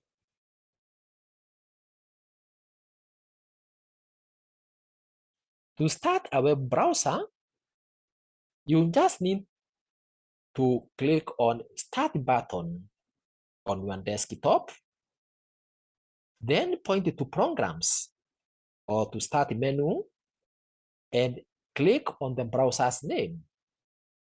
For example, Internet Explorer, Microsoft Edge, Google Chrome, or Google, or any other browser from the program's sidekick menu, or just directly from the Start menu. Or you can just double click on your browser's icon from the desktop of your computer if it is available, or you right click on your browser's icon from the desktop and you click on Open. Once your browser is open or is displayed, then you need to log in or sign in. Some websites allow free access to all their pages by all visitors, while others require people to be members. Hence, a new visitor has to register or sign up by filling some online form. The registration process gives the visitor a username and a password that can be used to sign in or log on the website for each successive visit. Websites that gives users a chance to log in are better, especially if the services offered need some degree of privacy and customizing for individual customers. Logging in or signing in is the process through which a user identifies himself or herself by providing a user ID and entering correct password so as to be given access to provider's network or to a website. A user ID can be a person's name, a nickname, or other fun ones. For example, Julie Menga. Each user ID is made up of two components, a username and internet domain. In order to get into the internet, the first thing that you have to do, therefore, is to dial in to the ISP or simply connect to the internet.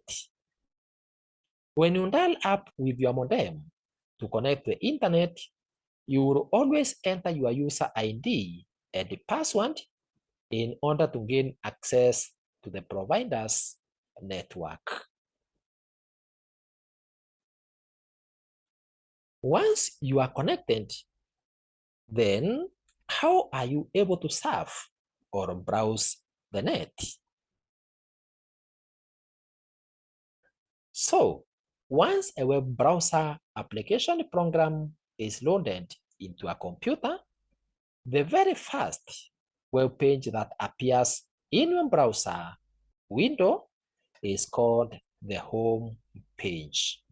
In other words, if you are connected to the internet and then you open your browser, the very first screen that you are going to see, or the very first page that will be displayed on your screen, is what we call the home page. This page also contains hyperlinks that you can click to lead you to other related web pages. So the following is an example of a home page that is displayed in my Internet Explorer browser window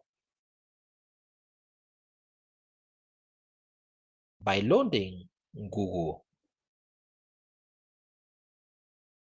So here is an example of a home page. My dear students and the rest of the learners, you can see that we have various links that we can click to access various content from this home page. We have images, link, maps link, news, books, translate, Gmail, and more. We can see that we also have the advanced search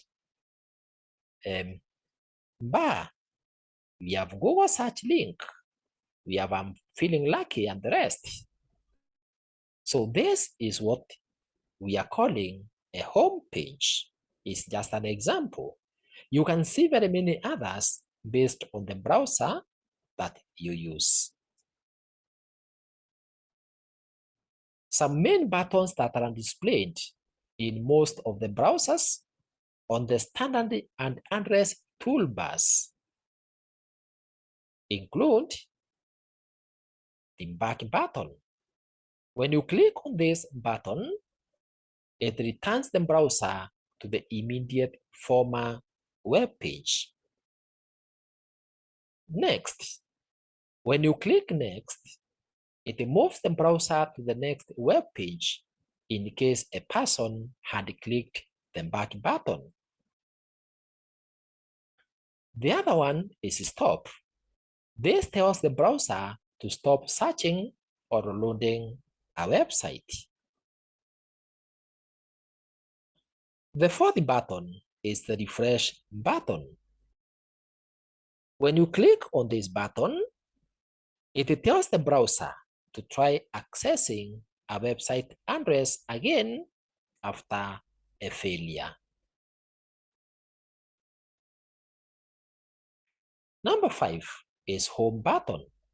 When you click on this button, you'll be taken to the first page of the website.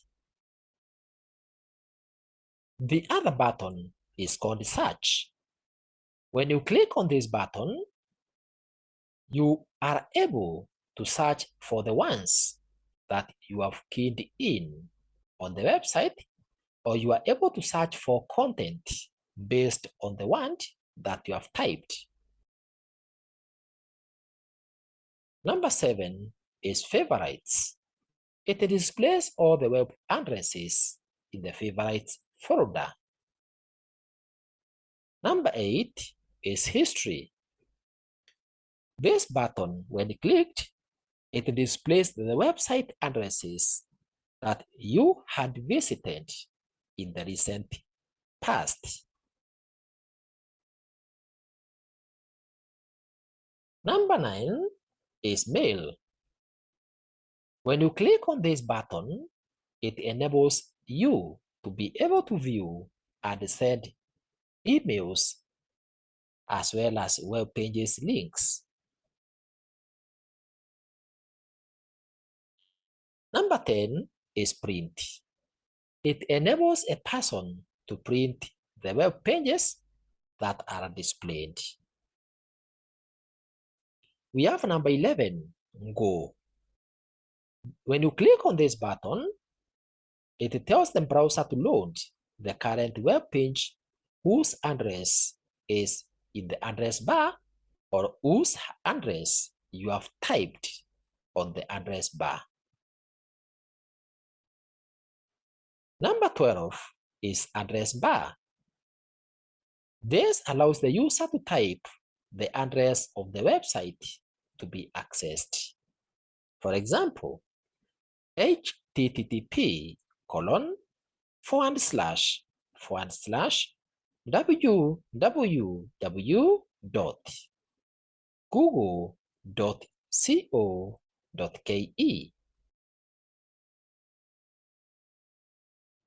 Once you are connected to the internet, you can then access various web pages or find information using any of the following methods.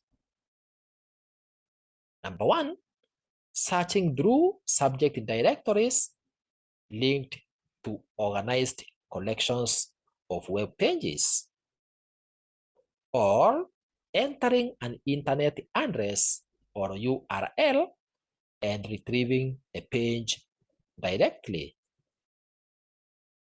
or entering a keyword or a search statement at a search engine to retrieve pages on the topic of your choice.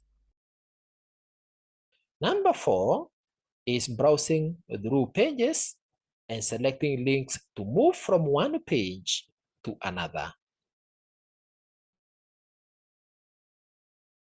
How do you find information using a directory service? Web directories are hierarchical, organized indexes of subject categories that allow the web searcher to browse through lists of websites by subject in search or relevant information. They are compounded and maintained by humans, and many include a search engine for searching their own database. Web directories greatly reduce the probability of retrieving results out of context. Because web directories are arranged by category and return links to the top level of the website, rather than to individual pages, they lend themselves best to searching for information about a general subject rather than for a specific piece of information. When you select a category, a list of subcategories is displayed, and selecting a subcategory can result in further subcategories. You keep selecting deeper and deeper until you see a description of a website that you want to visit. This makes it easy to find information. Examples of subject directories include: number one, LookSmart. You access this one by typing the address http://www.looksmart.com. The other one is Open Directory, which is accessed through the URL address http://demos.org.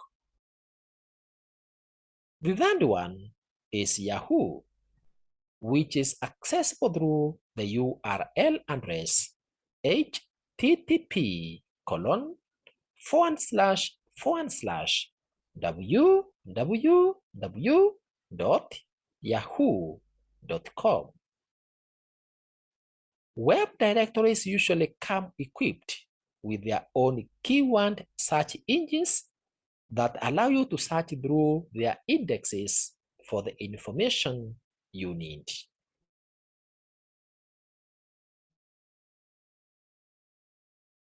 Let's now look at how you find information using a URL, that is, a Uniform Resource Locator. A Uniform Resource Locator is the internet address of a particular web page or internet file.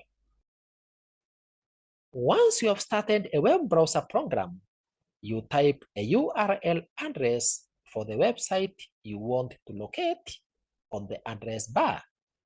For example, http:// www.google.co.ke. Once you have typed this URL address, you click on go, or you simply press enter key on your keyboard or keypad. Or you can click on the file menu if it's available, then select open page and key in the URL. Once you have a web page opened in the browser window, the easiest way of navigating is by clicking on links. The links will usually be presented in a different color from the main text. A URL address is made up of 4 parts, which are protocol : // server // path / file name. For example, HTTP, that is protocol :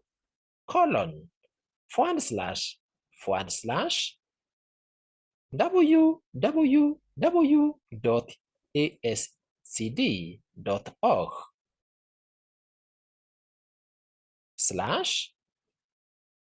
/studyguides.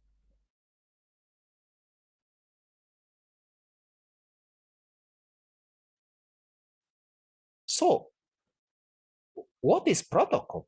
Or what does the protocol part represent? This is the name of the internet protocol, usually HTTP, giving access to the site. For example, HTTP : // This part tells the type of file access that is permitted from the internet. So, HTTP : / tells the server that the file you have requested for is of the type Hypertext Transfer Protocol. You can also have a file of type FTP : / that is File Transfer Protocol.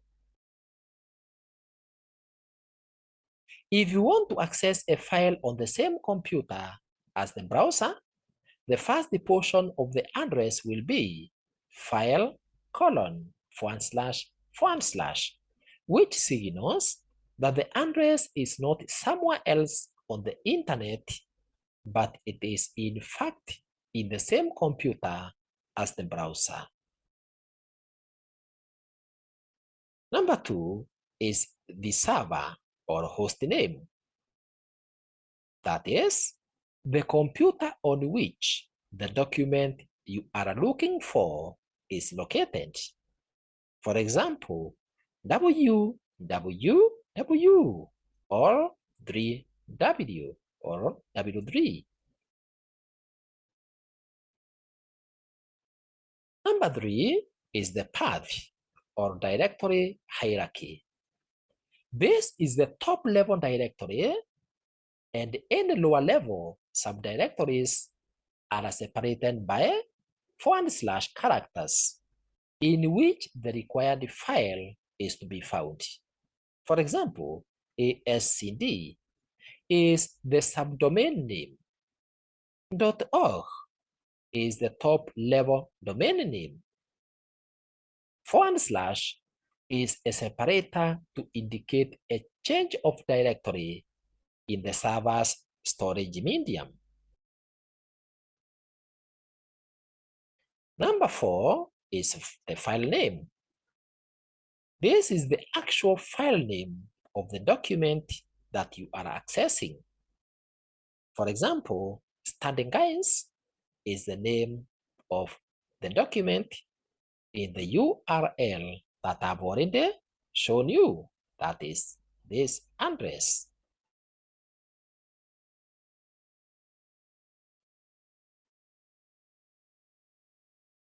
That is http://www.ascd.org/standing-guides.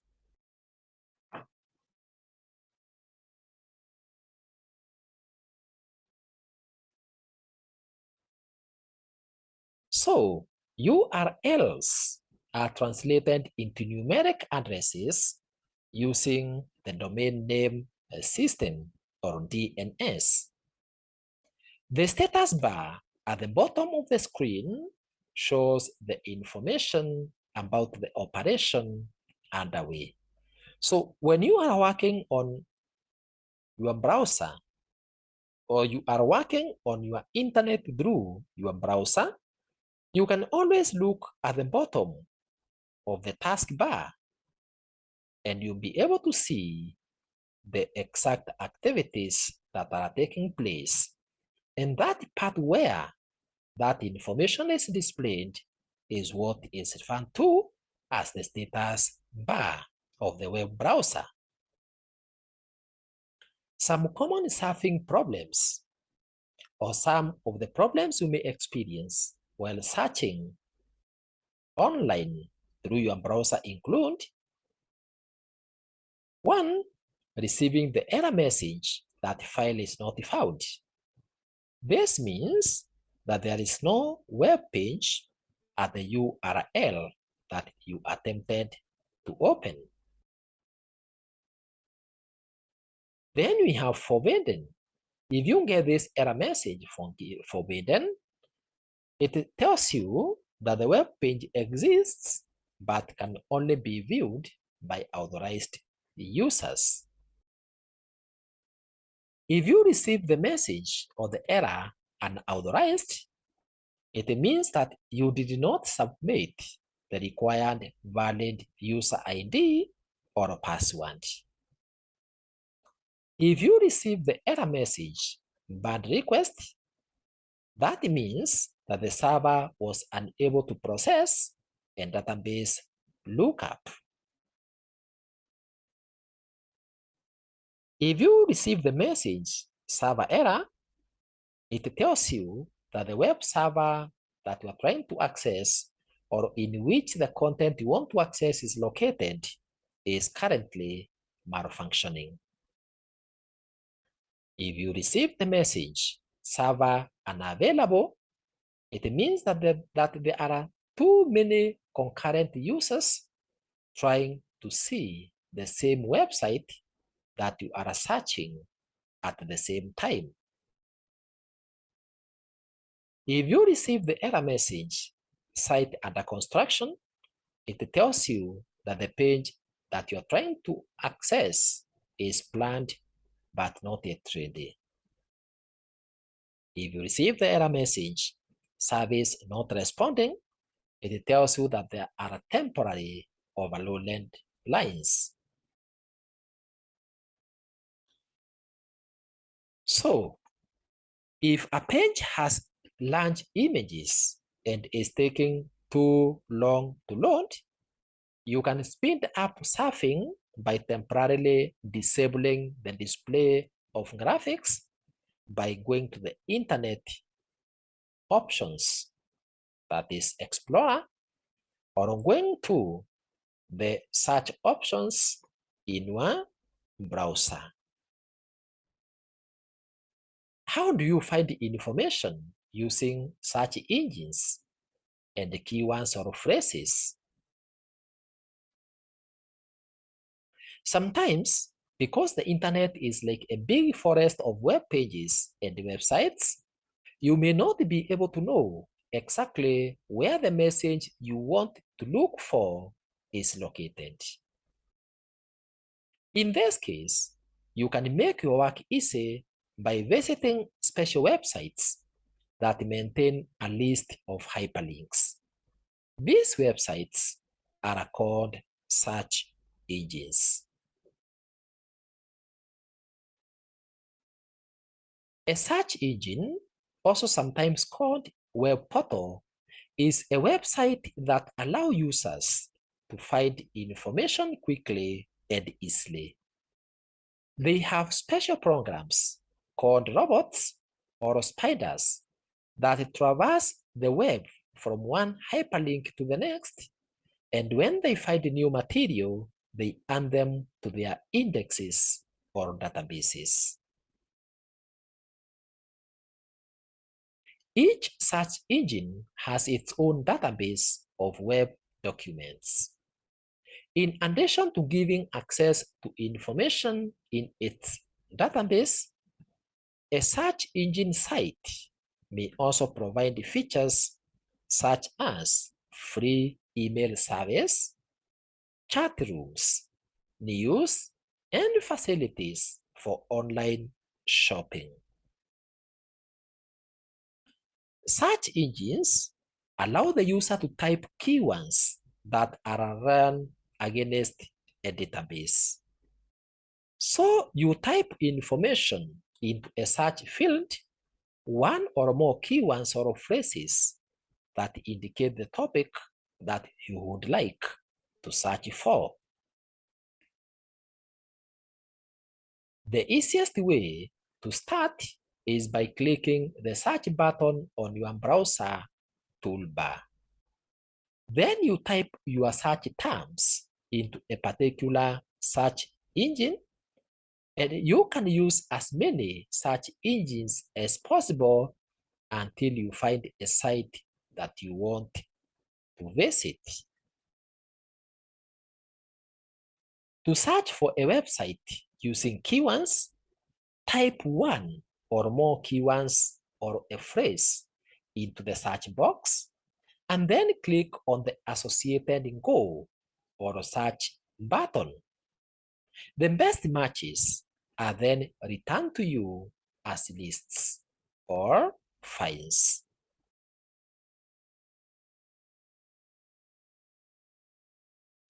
The factors that influence results include the size of the database, the frequency of updating, and the search capabilities.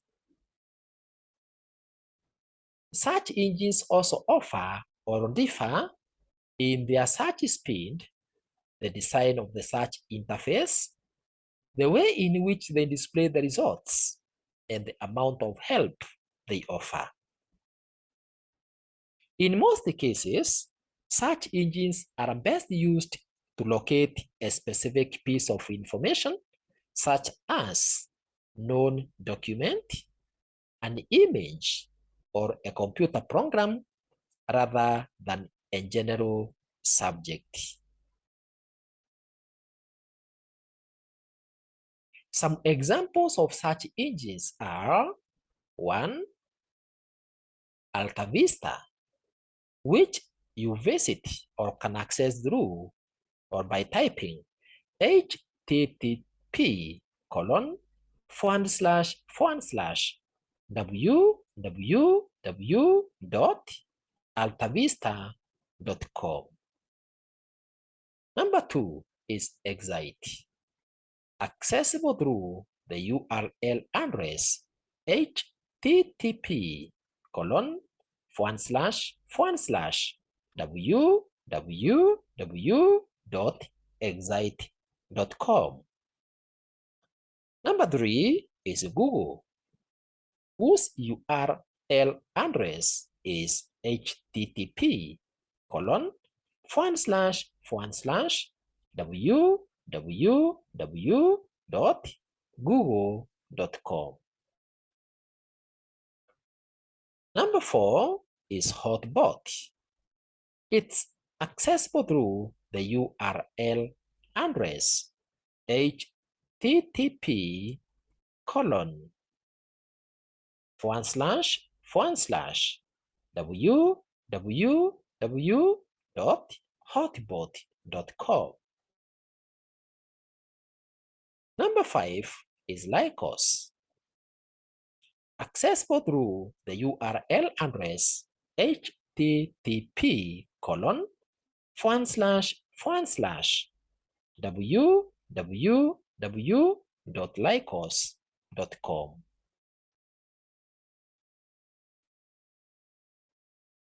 Another one is called Northern Light. It's accessible through the URL address http://www.northernlight.com. Another one is MSN, accessible through http://www.msn.com. We also have Yahoo, accessible through the URL address http://www.yahoo.com. We have Doggy Pause, accessible through http://www.doggypause.com. The growth of the search engines has led to the creation of meta search tools, often referred to as multi-threaded search engines. These search engines allow the user to search multiple databases simultaneously via a single interface. Some examples of multi-threaded search engines are: number one, Metacrawler, accessible through http://www.metacrawler.com. We have Ixquick, accessible through http://www.ixquick.com. We have Surfworks, accessible through the URL address http://www.surfworks.com. We have Profusion, accessible through http://www.profusion.com. All search engines give you an option of an advanced syntax, that is, rules of constructing searches in order to narrow down your searches so that you can find specific information more quickly. The syntax differ between search engines. Some other techniques that may further improve your results include pressing Ctrl or Control key together with the F key at the same time. This is a quick method of finding the relevant ones or text in the current document. The other technique is to bookmark your results or note the URL of the site you are interested in as you continue with your search, so that the next time you want to return to the site, you can just locate it directly without going through the search engines. The third technique is guessing URLs.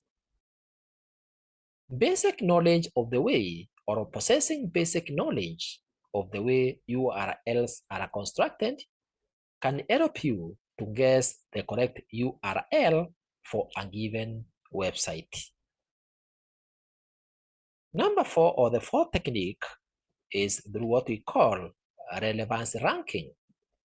This is arranging retrieved documents in order of decreasing relevance so that you don't need to browse through more than the first few pages of results, even when the total results number in the thousands. Some steps that you can follow when searching for any information from the internet are: number one, always plan your search or plan for your search by developing a search strategy by asking yourself these questions. The first one is, where would be the best place to find the information that we require? Number two, what tools best suits the work at hand?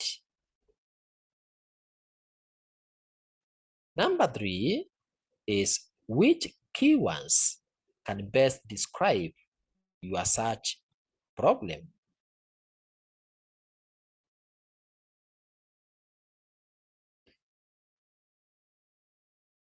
Then you decide the best place to start a search, especially the websites that can get links to the latest search discoveries in your area of interest.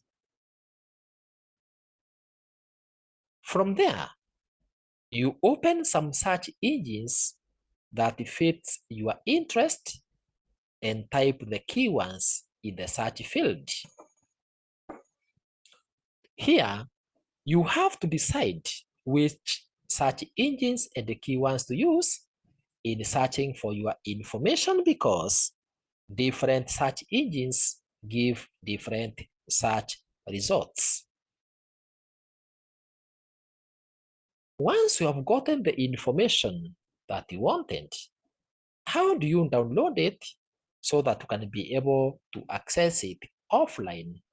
That is, without being connected to the internet. So how do you download information? So after searching and finding information in the internet, you can save or print it locally on your computer for future reference. The steps followed to do this are just those that are followed while working on your computer in any application program. The process of transferring information from the internet to your computer is called downloading, while the process of transferring information from your computer to the internet is called uploading. The numerous software that are available on the web for free downloading, which you don't have to pay for to use them, are called freeware or shareware.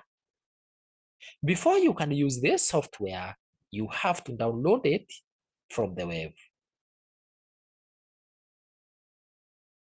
You can also purchase and then download many commercial software right from the designer's website.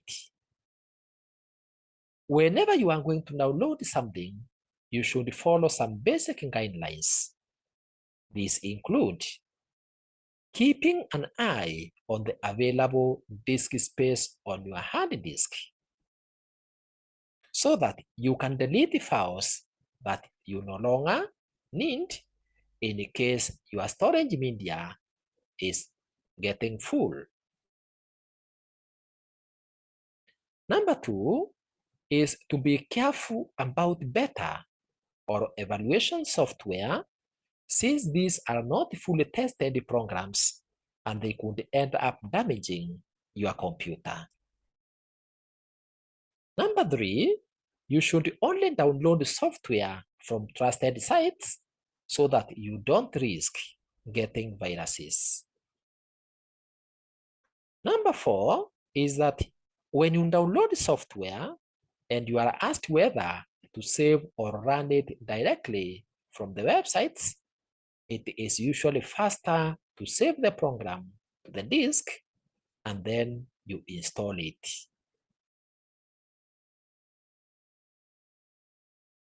So how do you download a file from the internet?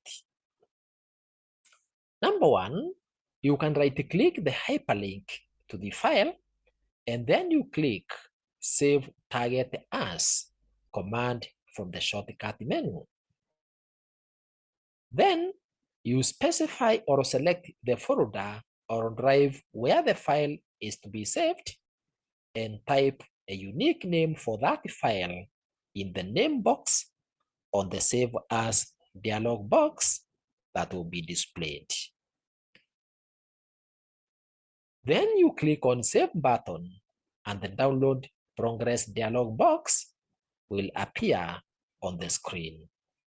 Sometimes, based on the browser you are using, you may see a download button on the toolbar, which you just click and then you specify the folder or the drive in which you want your download to be stored. And then you click on Save, or you press on Enter, and the download will commence. Then you have to wait for the download to progress to the end, after which you can open the file in its application in order to view it. If you download a file whose application is not currently installed on your computer, you may not be able to view your download.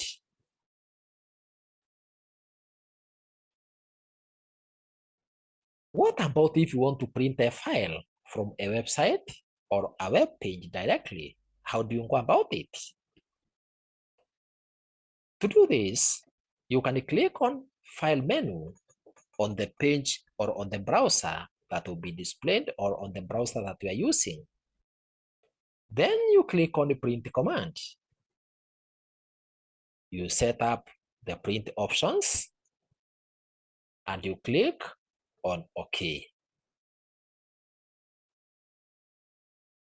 Instead of printing a document directly from a web page, you can also save the document in your computer and then you can open it later in its application program and send it to the printer. Here is your fourth assignment. Explain 4 examples of syntax you can use to find a specific information easily in Yahoo. Explain 4 examples of syntax you can use to find specific information easily in Yahoo. You have 30 seconds to think about the possible answers to this question.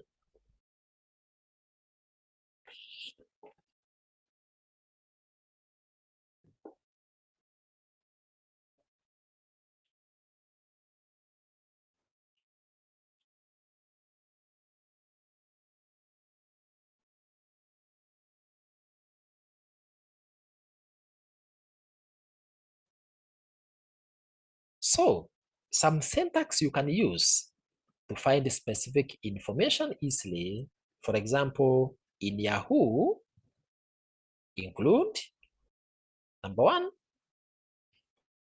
using required and specific search ones, such as placing a plus sign in front of a word tells Yahoo that the word must be included in all search results. Number 2 is conversely placing a minus sign in front of a specific word to specify that that word must not be included in any of the search results. Another way is to do what we call phrase matching. That is, placing double quotes on the text to be searched around a string of ones. Therefore, or thus telling Yahoo that all search results must contain the string that have the exact sequence of ones that you have enclosed in the double quotes. The other method is using Boolean operators. For example, and sign. It helps find any documents containing all of the specified word or phrases. For example, if you type Mary and lamb, it means that you are searching for documents containing the words Mary and lamb. So this will find documents with both the word Mary and the word lamb. Then the other sign is using type, or the other sign is type. It helps find documents containing at least one of the specified words or phrases. For example, if you type Mary, type lamb, it means that you want documents to be displayed containing either Mary or lamb. So the found documents could contain both, but do not have to. The other sign we can use is exclamation mark. This excludes documents containing the specified word or phrase. For example, Mary exclamation mark lamb means Mary and not lamb. So when you type this, it finds documents with Mary but not containing lamb. Not cannot stand alone, or you can't use it alone without another operator like and. So because not cannot stand alone, you should use it with another operator. Then the other sign is called a tilde. Tilde. It helps find ones, or it helps find documents containing both specified ones or phrases within 10 ones of each other. For example, if you type Mary tilde lamb, it means Mary near lamb. So it would find, for example, the nursery rhyme, but likely not religious or Christmas related ones. The other one is to use braces. Braces, sometimes you can call them brackets. It is used to group portions of Boolean queries together for more complicated queries. For example, opening bracket or brace, Mary and lamb, or Joseph, you close the bracket, or you close.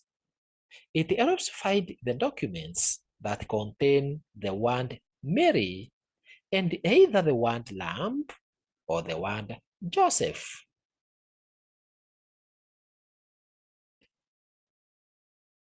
Let's now focus on our fifth subtopic by the title, using an email. By the end of this subtopic, you should be able to 1. Define an email. 2. List 3 examples of email software. Number 3 is describe how to use an email.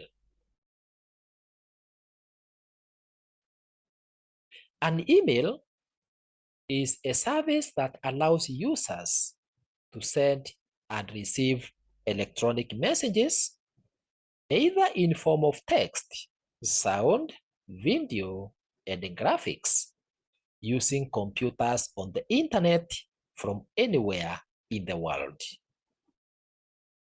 Internet users can use the free email services that are offered by websites such as Yahoo, MSN, Excite, Google, WebMobile, amongst the others, to open email accounts and read emails. The commonly used email software include Microsoft Outlook, Netscape Communicator, Eudora, amongst the others.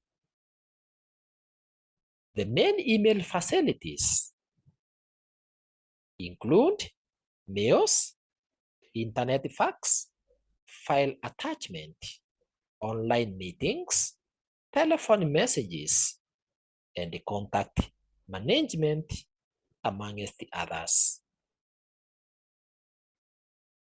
Let's commence by looking at mails. The email software allows you to compose, send, and receive emails. The emails are usually stored in separate folders.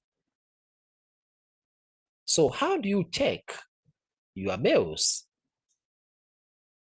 In order to check email, the user has to open the email account by providing the correct username and the password. Then, while in the email account, you click the inbox command to view a list of all the incoming mails that you have received. In order to view a message, you simply click its link and it opens on the screen for reading.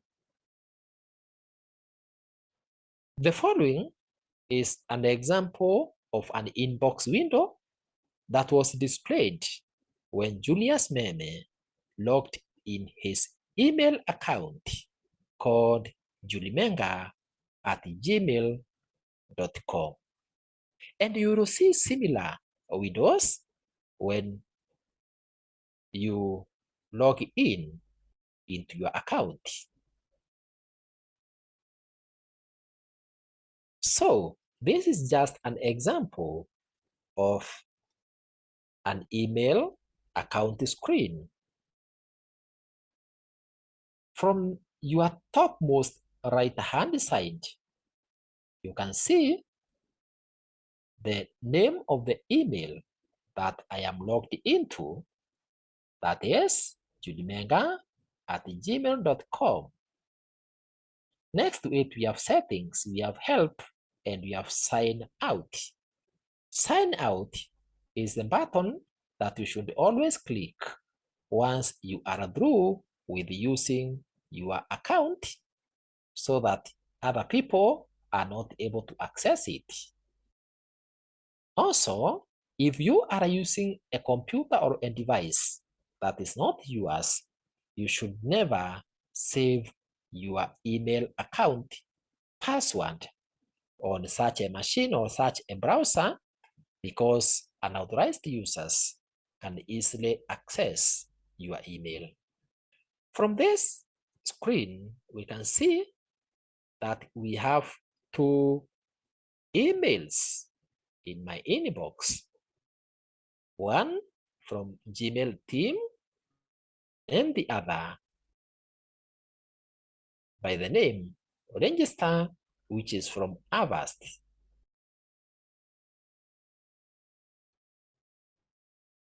How do you compose and send a message? To compose a message for sending, you do the following. While on your email account, you click on the Compose Mail button. Then on the new email window that will be displayed, do the following on the various header options that will be displayed. Under the 2, you type the email address for your recipient. For example, if you want to send email to me, under 2, type my email address, which is julimenga@gmail.com. Then under from, here, your email software will enter your address. In other words, after you compose your email and you send it to your recipient, who in this case is julimenga@gmail.com, when I open that email, I'll be able to see where it is from. That is, the email from where the messengers come from. And in this case, it can be emilyswap@gmail.com. Under subject, you enter a few words outlining the nature of your message so that the recipient can be able to decide which category of messages to read first.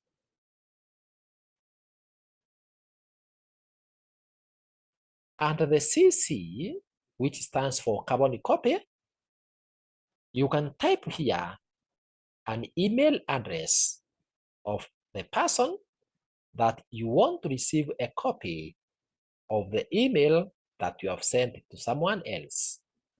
So CC is used to copy an email to other recipients, and you can list several recipients. So the main recipient will be able to see who the email has been copied to. For example, Mrs. Meme@yahoo.com.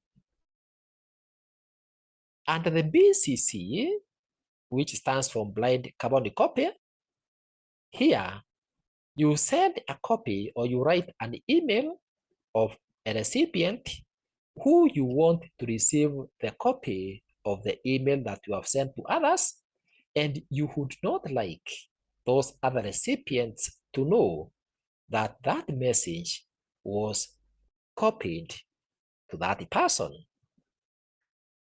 So the blind carbon copy means that a copy of your message is sent to an extra address without any indication of that action appearing in the main recipient's copy of the message.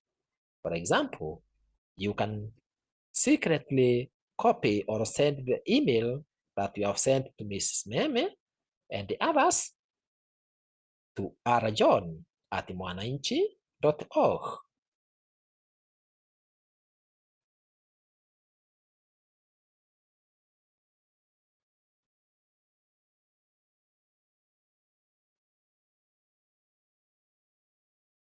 Under the date, we have the date and the time the message is sent. You don't fill this section yourself, but it is automatically inserted in your email that you are sending by the email program. It is therefore not displayed or not typed. It is therefore not typed by the sender. And it usually indicates the time and the date when the message or the mail was sent. The following is an example of compose mail window in Gmail. So this is the screen that I have already explained. It is the compose mail screen. You can see it consists to CC, BCC, subject, and then the main portion there below plain text is where you type your message, and then you can click on send. You can also save or you can discard.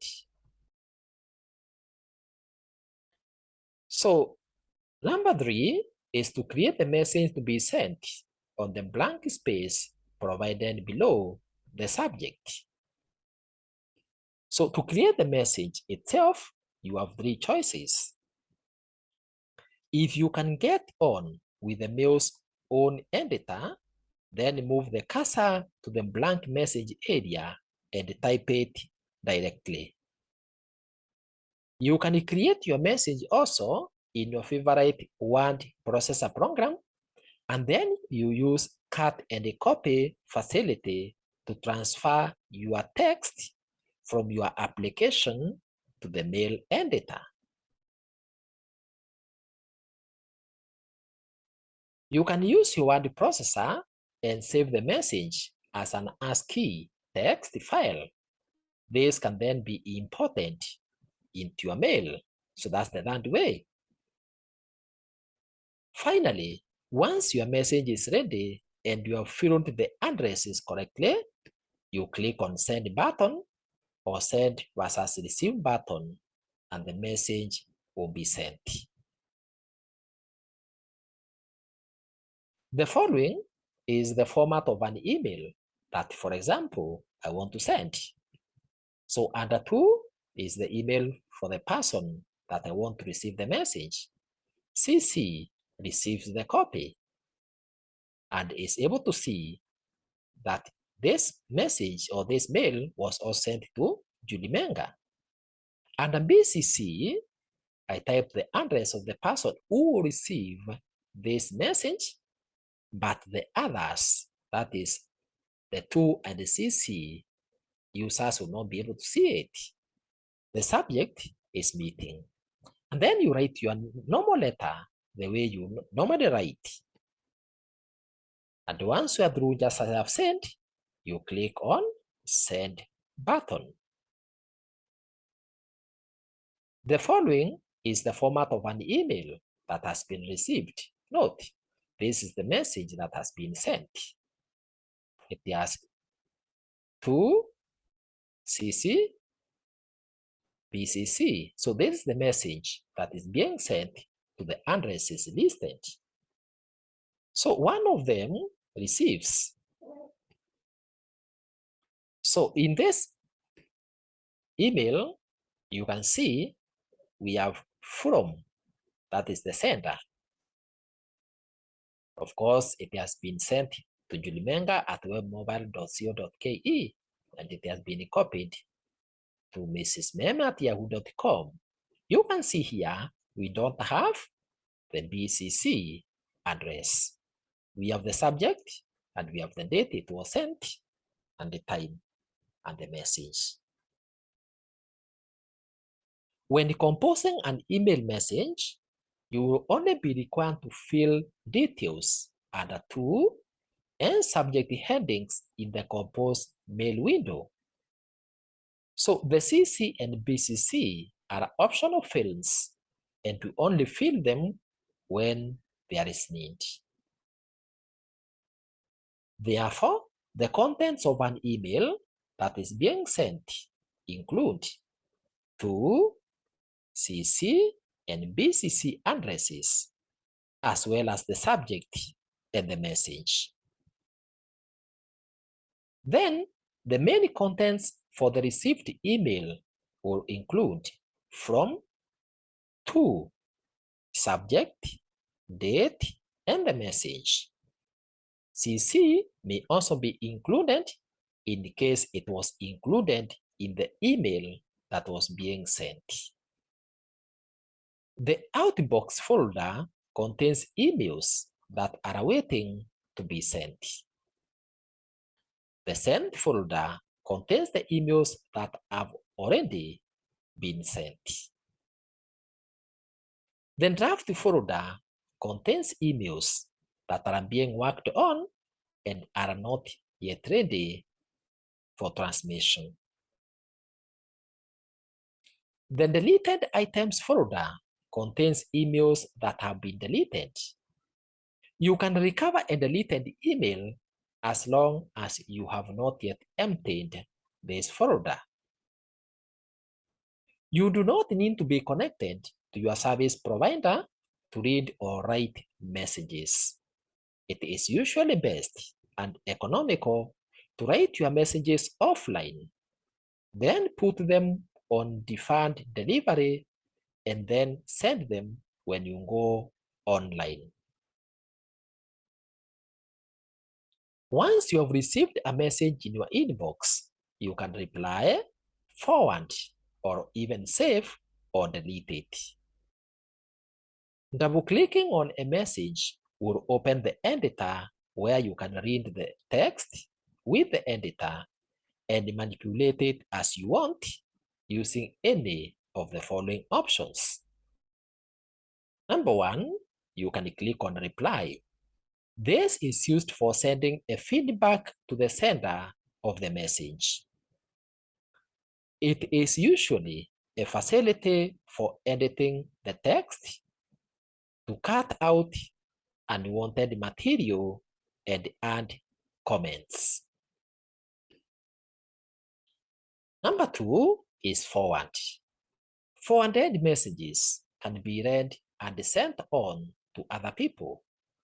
So, after reading, simply click the forward button and then provide the address of the recipients and then click send button. The mail will be sent. The other option is to save. This option allows one to save the received or edited message, either as a plain text.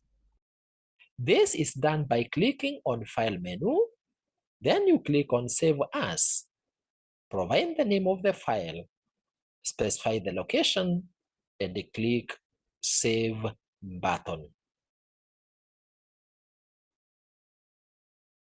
Number 4, or the fourth option, is copy or cut.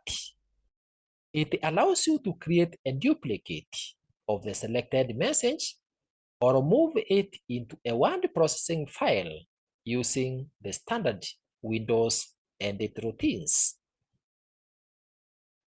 The other option, number 5, is delete. It is used to erase the received message. To delete an email, select it, then click on Delete command and click Yes to confirm. Number 6 is to print an email. In order to print an email, select the text to be printed, then click the File menu and select Print command. In the Print dialog box, select the options for the page size, the orientation, etc., and then click on Print or OK button. So the following are some tips for writing and sending emails. Number 1, do not type your document in all caps, that is in capital letters. This is referred to as shouting in email message. It may be seen as offensive by some recipients and is sometimes hard to read. Number 2, you can emphasize words by using the underscore or asterisks before and after the word. Number 3 is to ensure that your spelling is accurate. Number 4, only forward jokes and chain letters if you are sure the recipient wants them. Number 5, do not send a flame, that is offensive and insulting message to anyone. Number 6, you can use abbreviations to make your messages brief and to save time when typing. You can use similes or emoticons, that is emotion icons, to convey your emotions. This is now your 5th assignment. Distinguish between mail etiquette and netiquette. You have 30 seconds to distinguish between the two.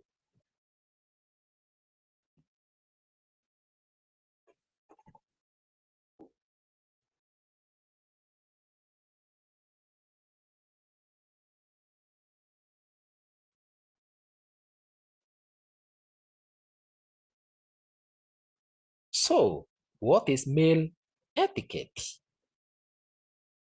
When you are writing to people you know very well, there are only a couple of rules of etiquette that you should observe. Number one, try to keep your email messages short and to the point. Number two, annotating and forwarding email is very easy to do, but remember that other people's email is their copyright, so do not forward somebody else's message without his or her permission. Netiquette. This stands for network etiquette. These are the basic rules that should be followed when sending emails. They are much more than being polite. They are a way of expressing yourself so that your message is conveyed accurately.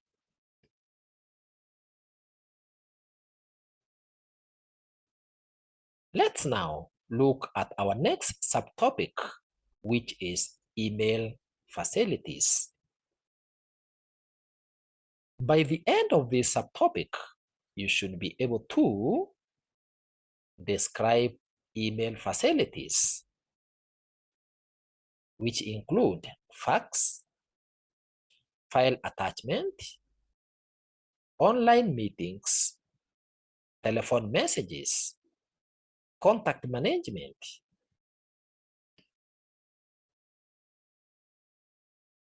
So, what is a file attachment? Email software enables a person to attach files like pictures, music, and movie clips to an email for sharing with friends before sending. The recipient can then download the attached files or simply view them on the screen. To attach a file, you open the email on which the file is to be attached. Then you click on the attach button and an insert attachment dialog box will appear. You then select the location where the document is stored by clicking on the down arrow in the look in box. From there, you select the document and click attach or open. An icon displaying the type of document, its name, and its size will then be displayed. Attachments sent to you are generally stored automatically in a folder called attachments, separate from your incoming mail file. If you do not have a certain program that was used to create the attachment file, you may not be able to read it. Number two is internet fax. Internet provides you with a complete fax facilities from your computer. You can configure fax settings, send and receive faxes, track and monitor fax activity, and also access archived faxes.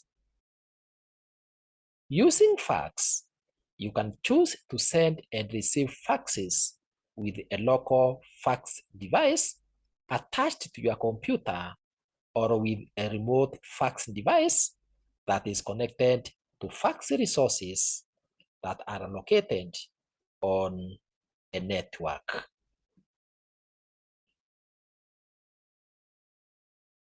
Number 3 is online meetings. You can hold online meetings with the people by sending mail to them. For example, online interviews may involve a person sending electronic mail composed of interview questions to a recipient who reads them and answers back immediately. This method may not be as effective as a face-to-face interview or discussion, but is very useful in situations where traveling may be impossible or too expensive.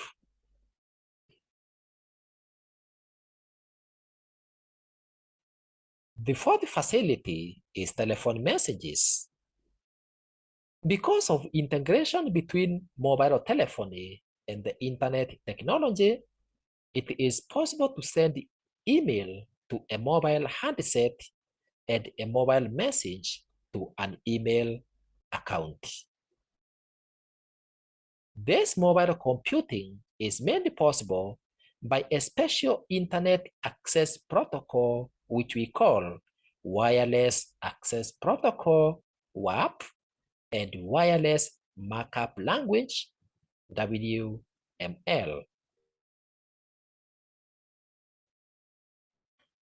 The fifth facility is contact management. Most mail programs allow the user to develop an address box which holds contact information like email addresses of different people along with their necessary information. The email software usually provides a simple way of accessing these contacts when required. When specifying who to send the message to, you can then select them by the names you have assigned, and the system will translate the names into email addresses before sending the mail.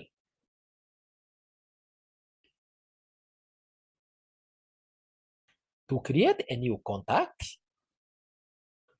you start the email software, and then from the Tools menu, you click on Address Book, or simply you click on the Address Book button. From the Address Book window, click on File, then Contact.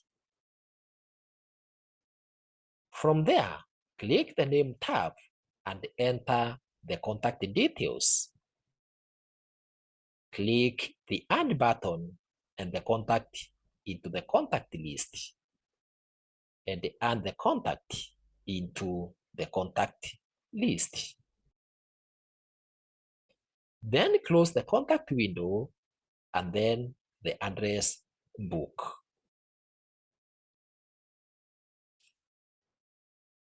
This is your sixth assignment.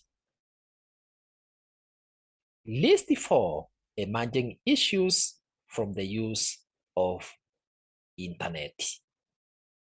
You have 30 seconds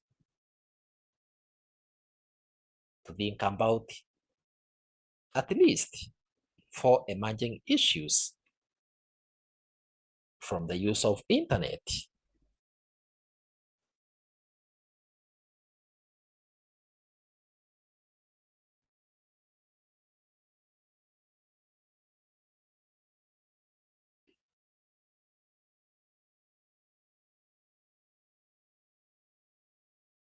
The main emerging issues from the use of internet include HIV and AIDS, drug abuse, environmental issues, moral issues, amongst the others.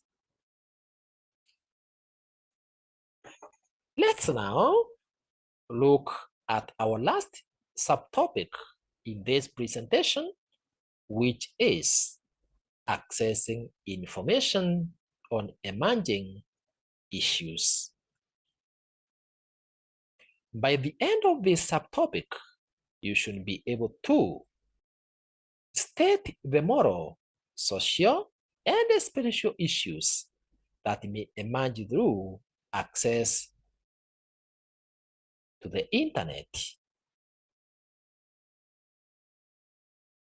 Number 2 is use the internet to access information on emerging issues. The internet is a storehouse for all types of information presented in the form of text documents, pictures, sound, and even radio. Many emerging issues in the world today may not be properly documented in terms of hard copy, textbooks, and journals, but the internet has a wide variety of information concerning the issues. Emerging issues in this context refer to HIV and AIDS, drugs abuse, environmental issues, and moral issues. Before embarking on finding any information in the web, you need to carefully plan your search strategy, just as I have said in this presentation, in order to avoid wasting a lot of time wandering through junk or useless material. Some moral issues, social and spiritual issues that may emerge through access to the internet include overdependence on computers, thus encouraging laziness, pollution to the environment, moral decadence due to observation of pornographic material, forging other people's documents, accessing private information, using computers to accomplish vices, for example, drug trafficking, exposing users to obscene online messages, amongst the others. Increased computer-related crimes. The computer illiterates losing jobs.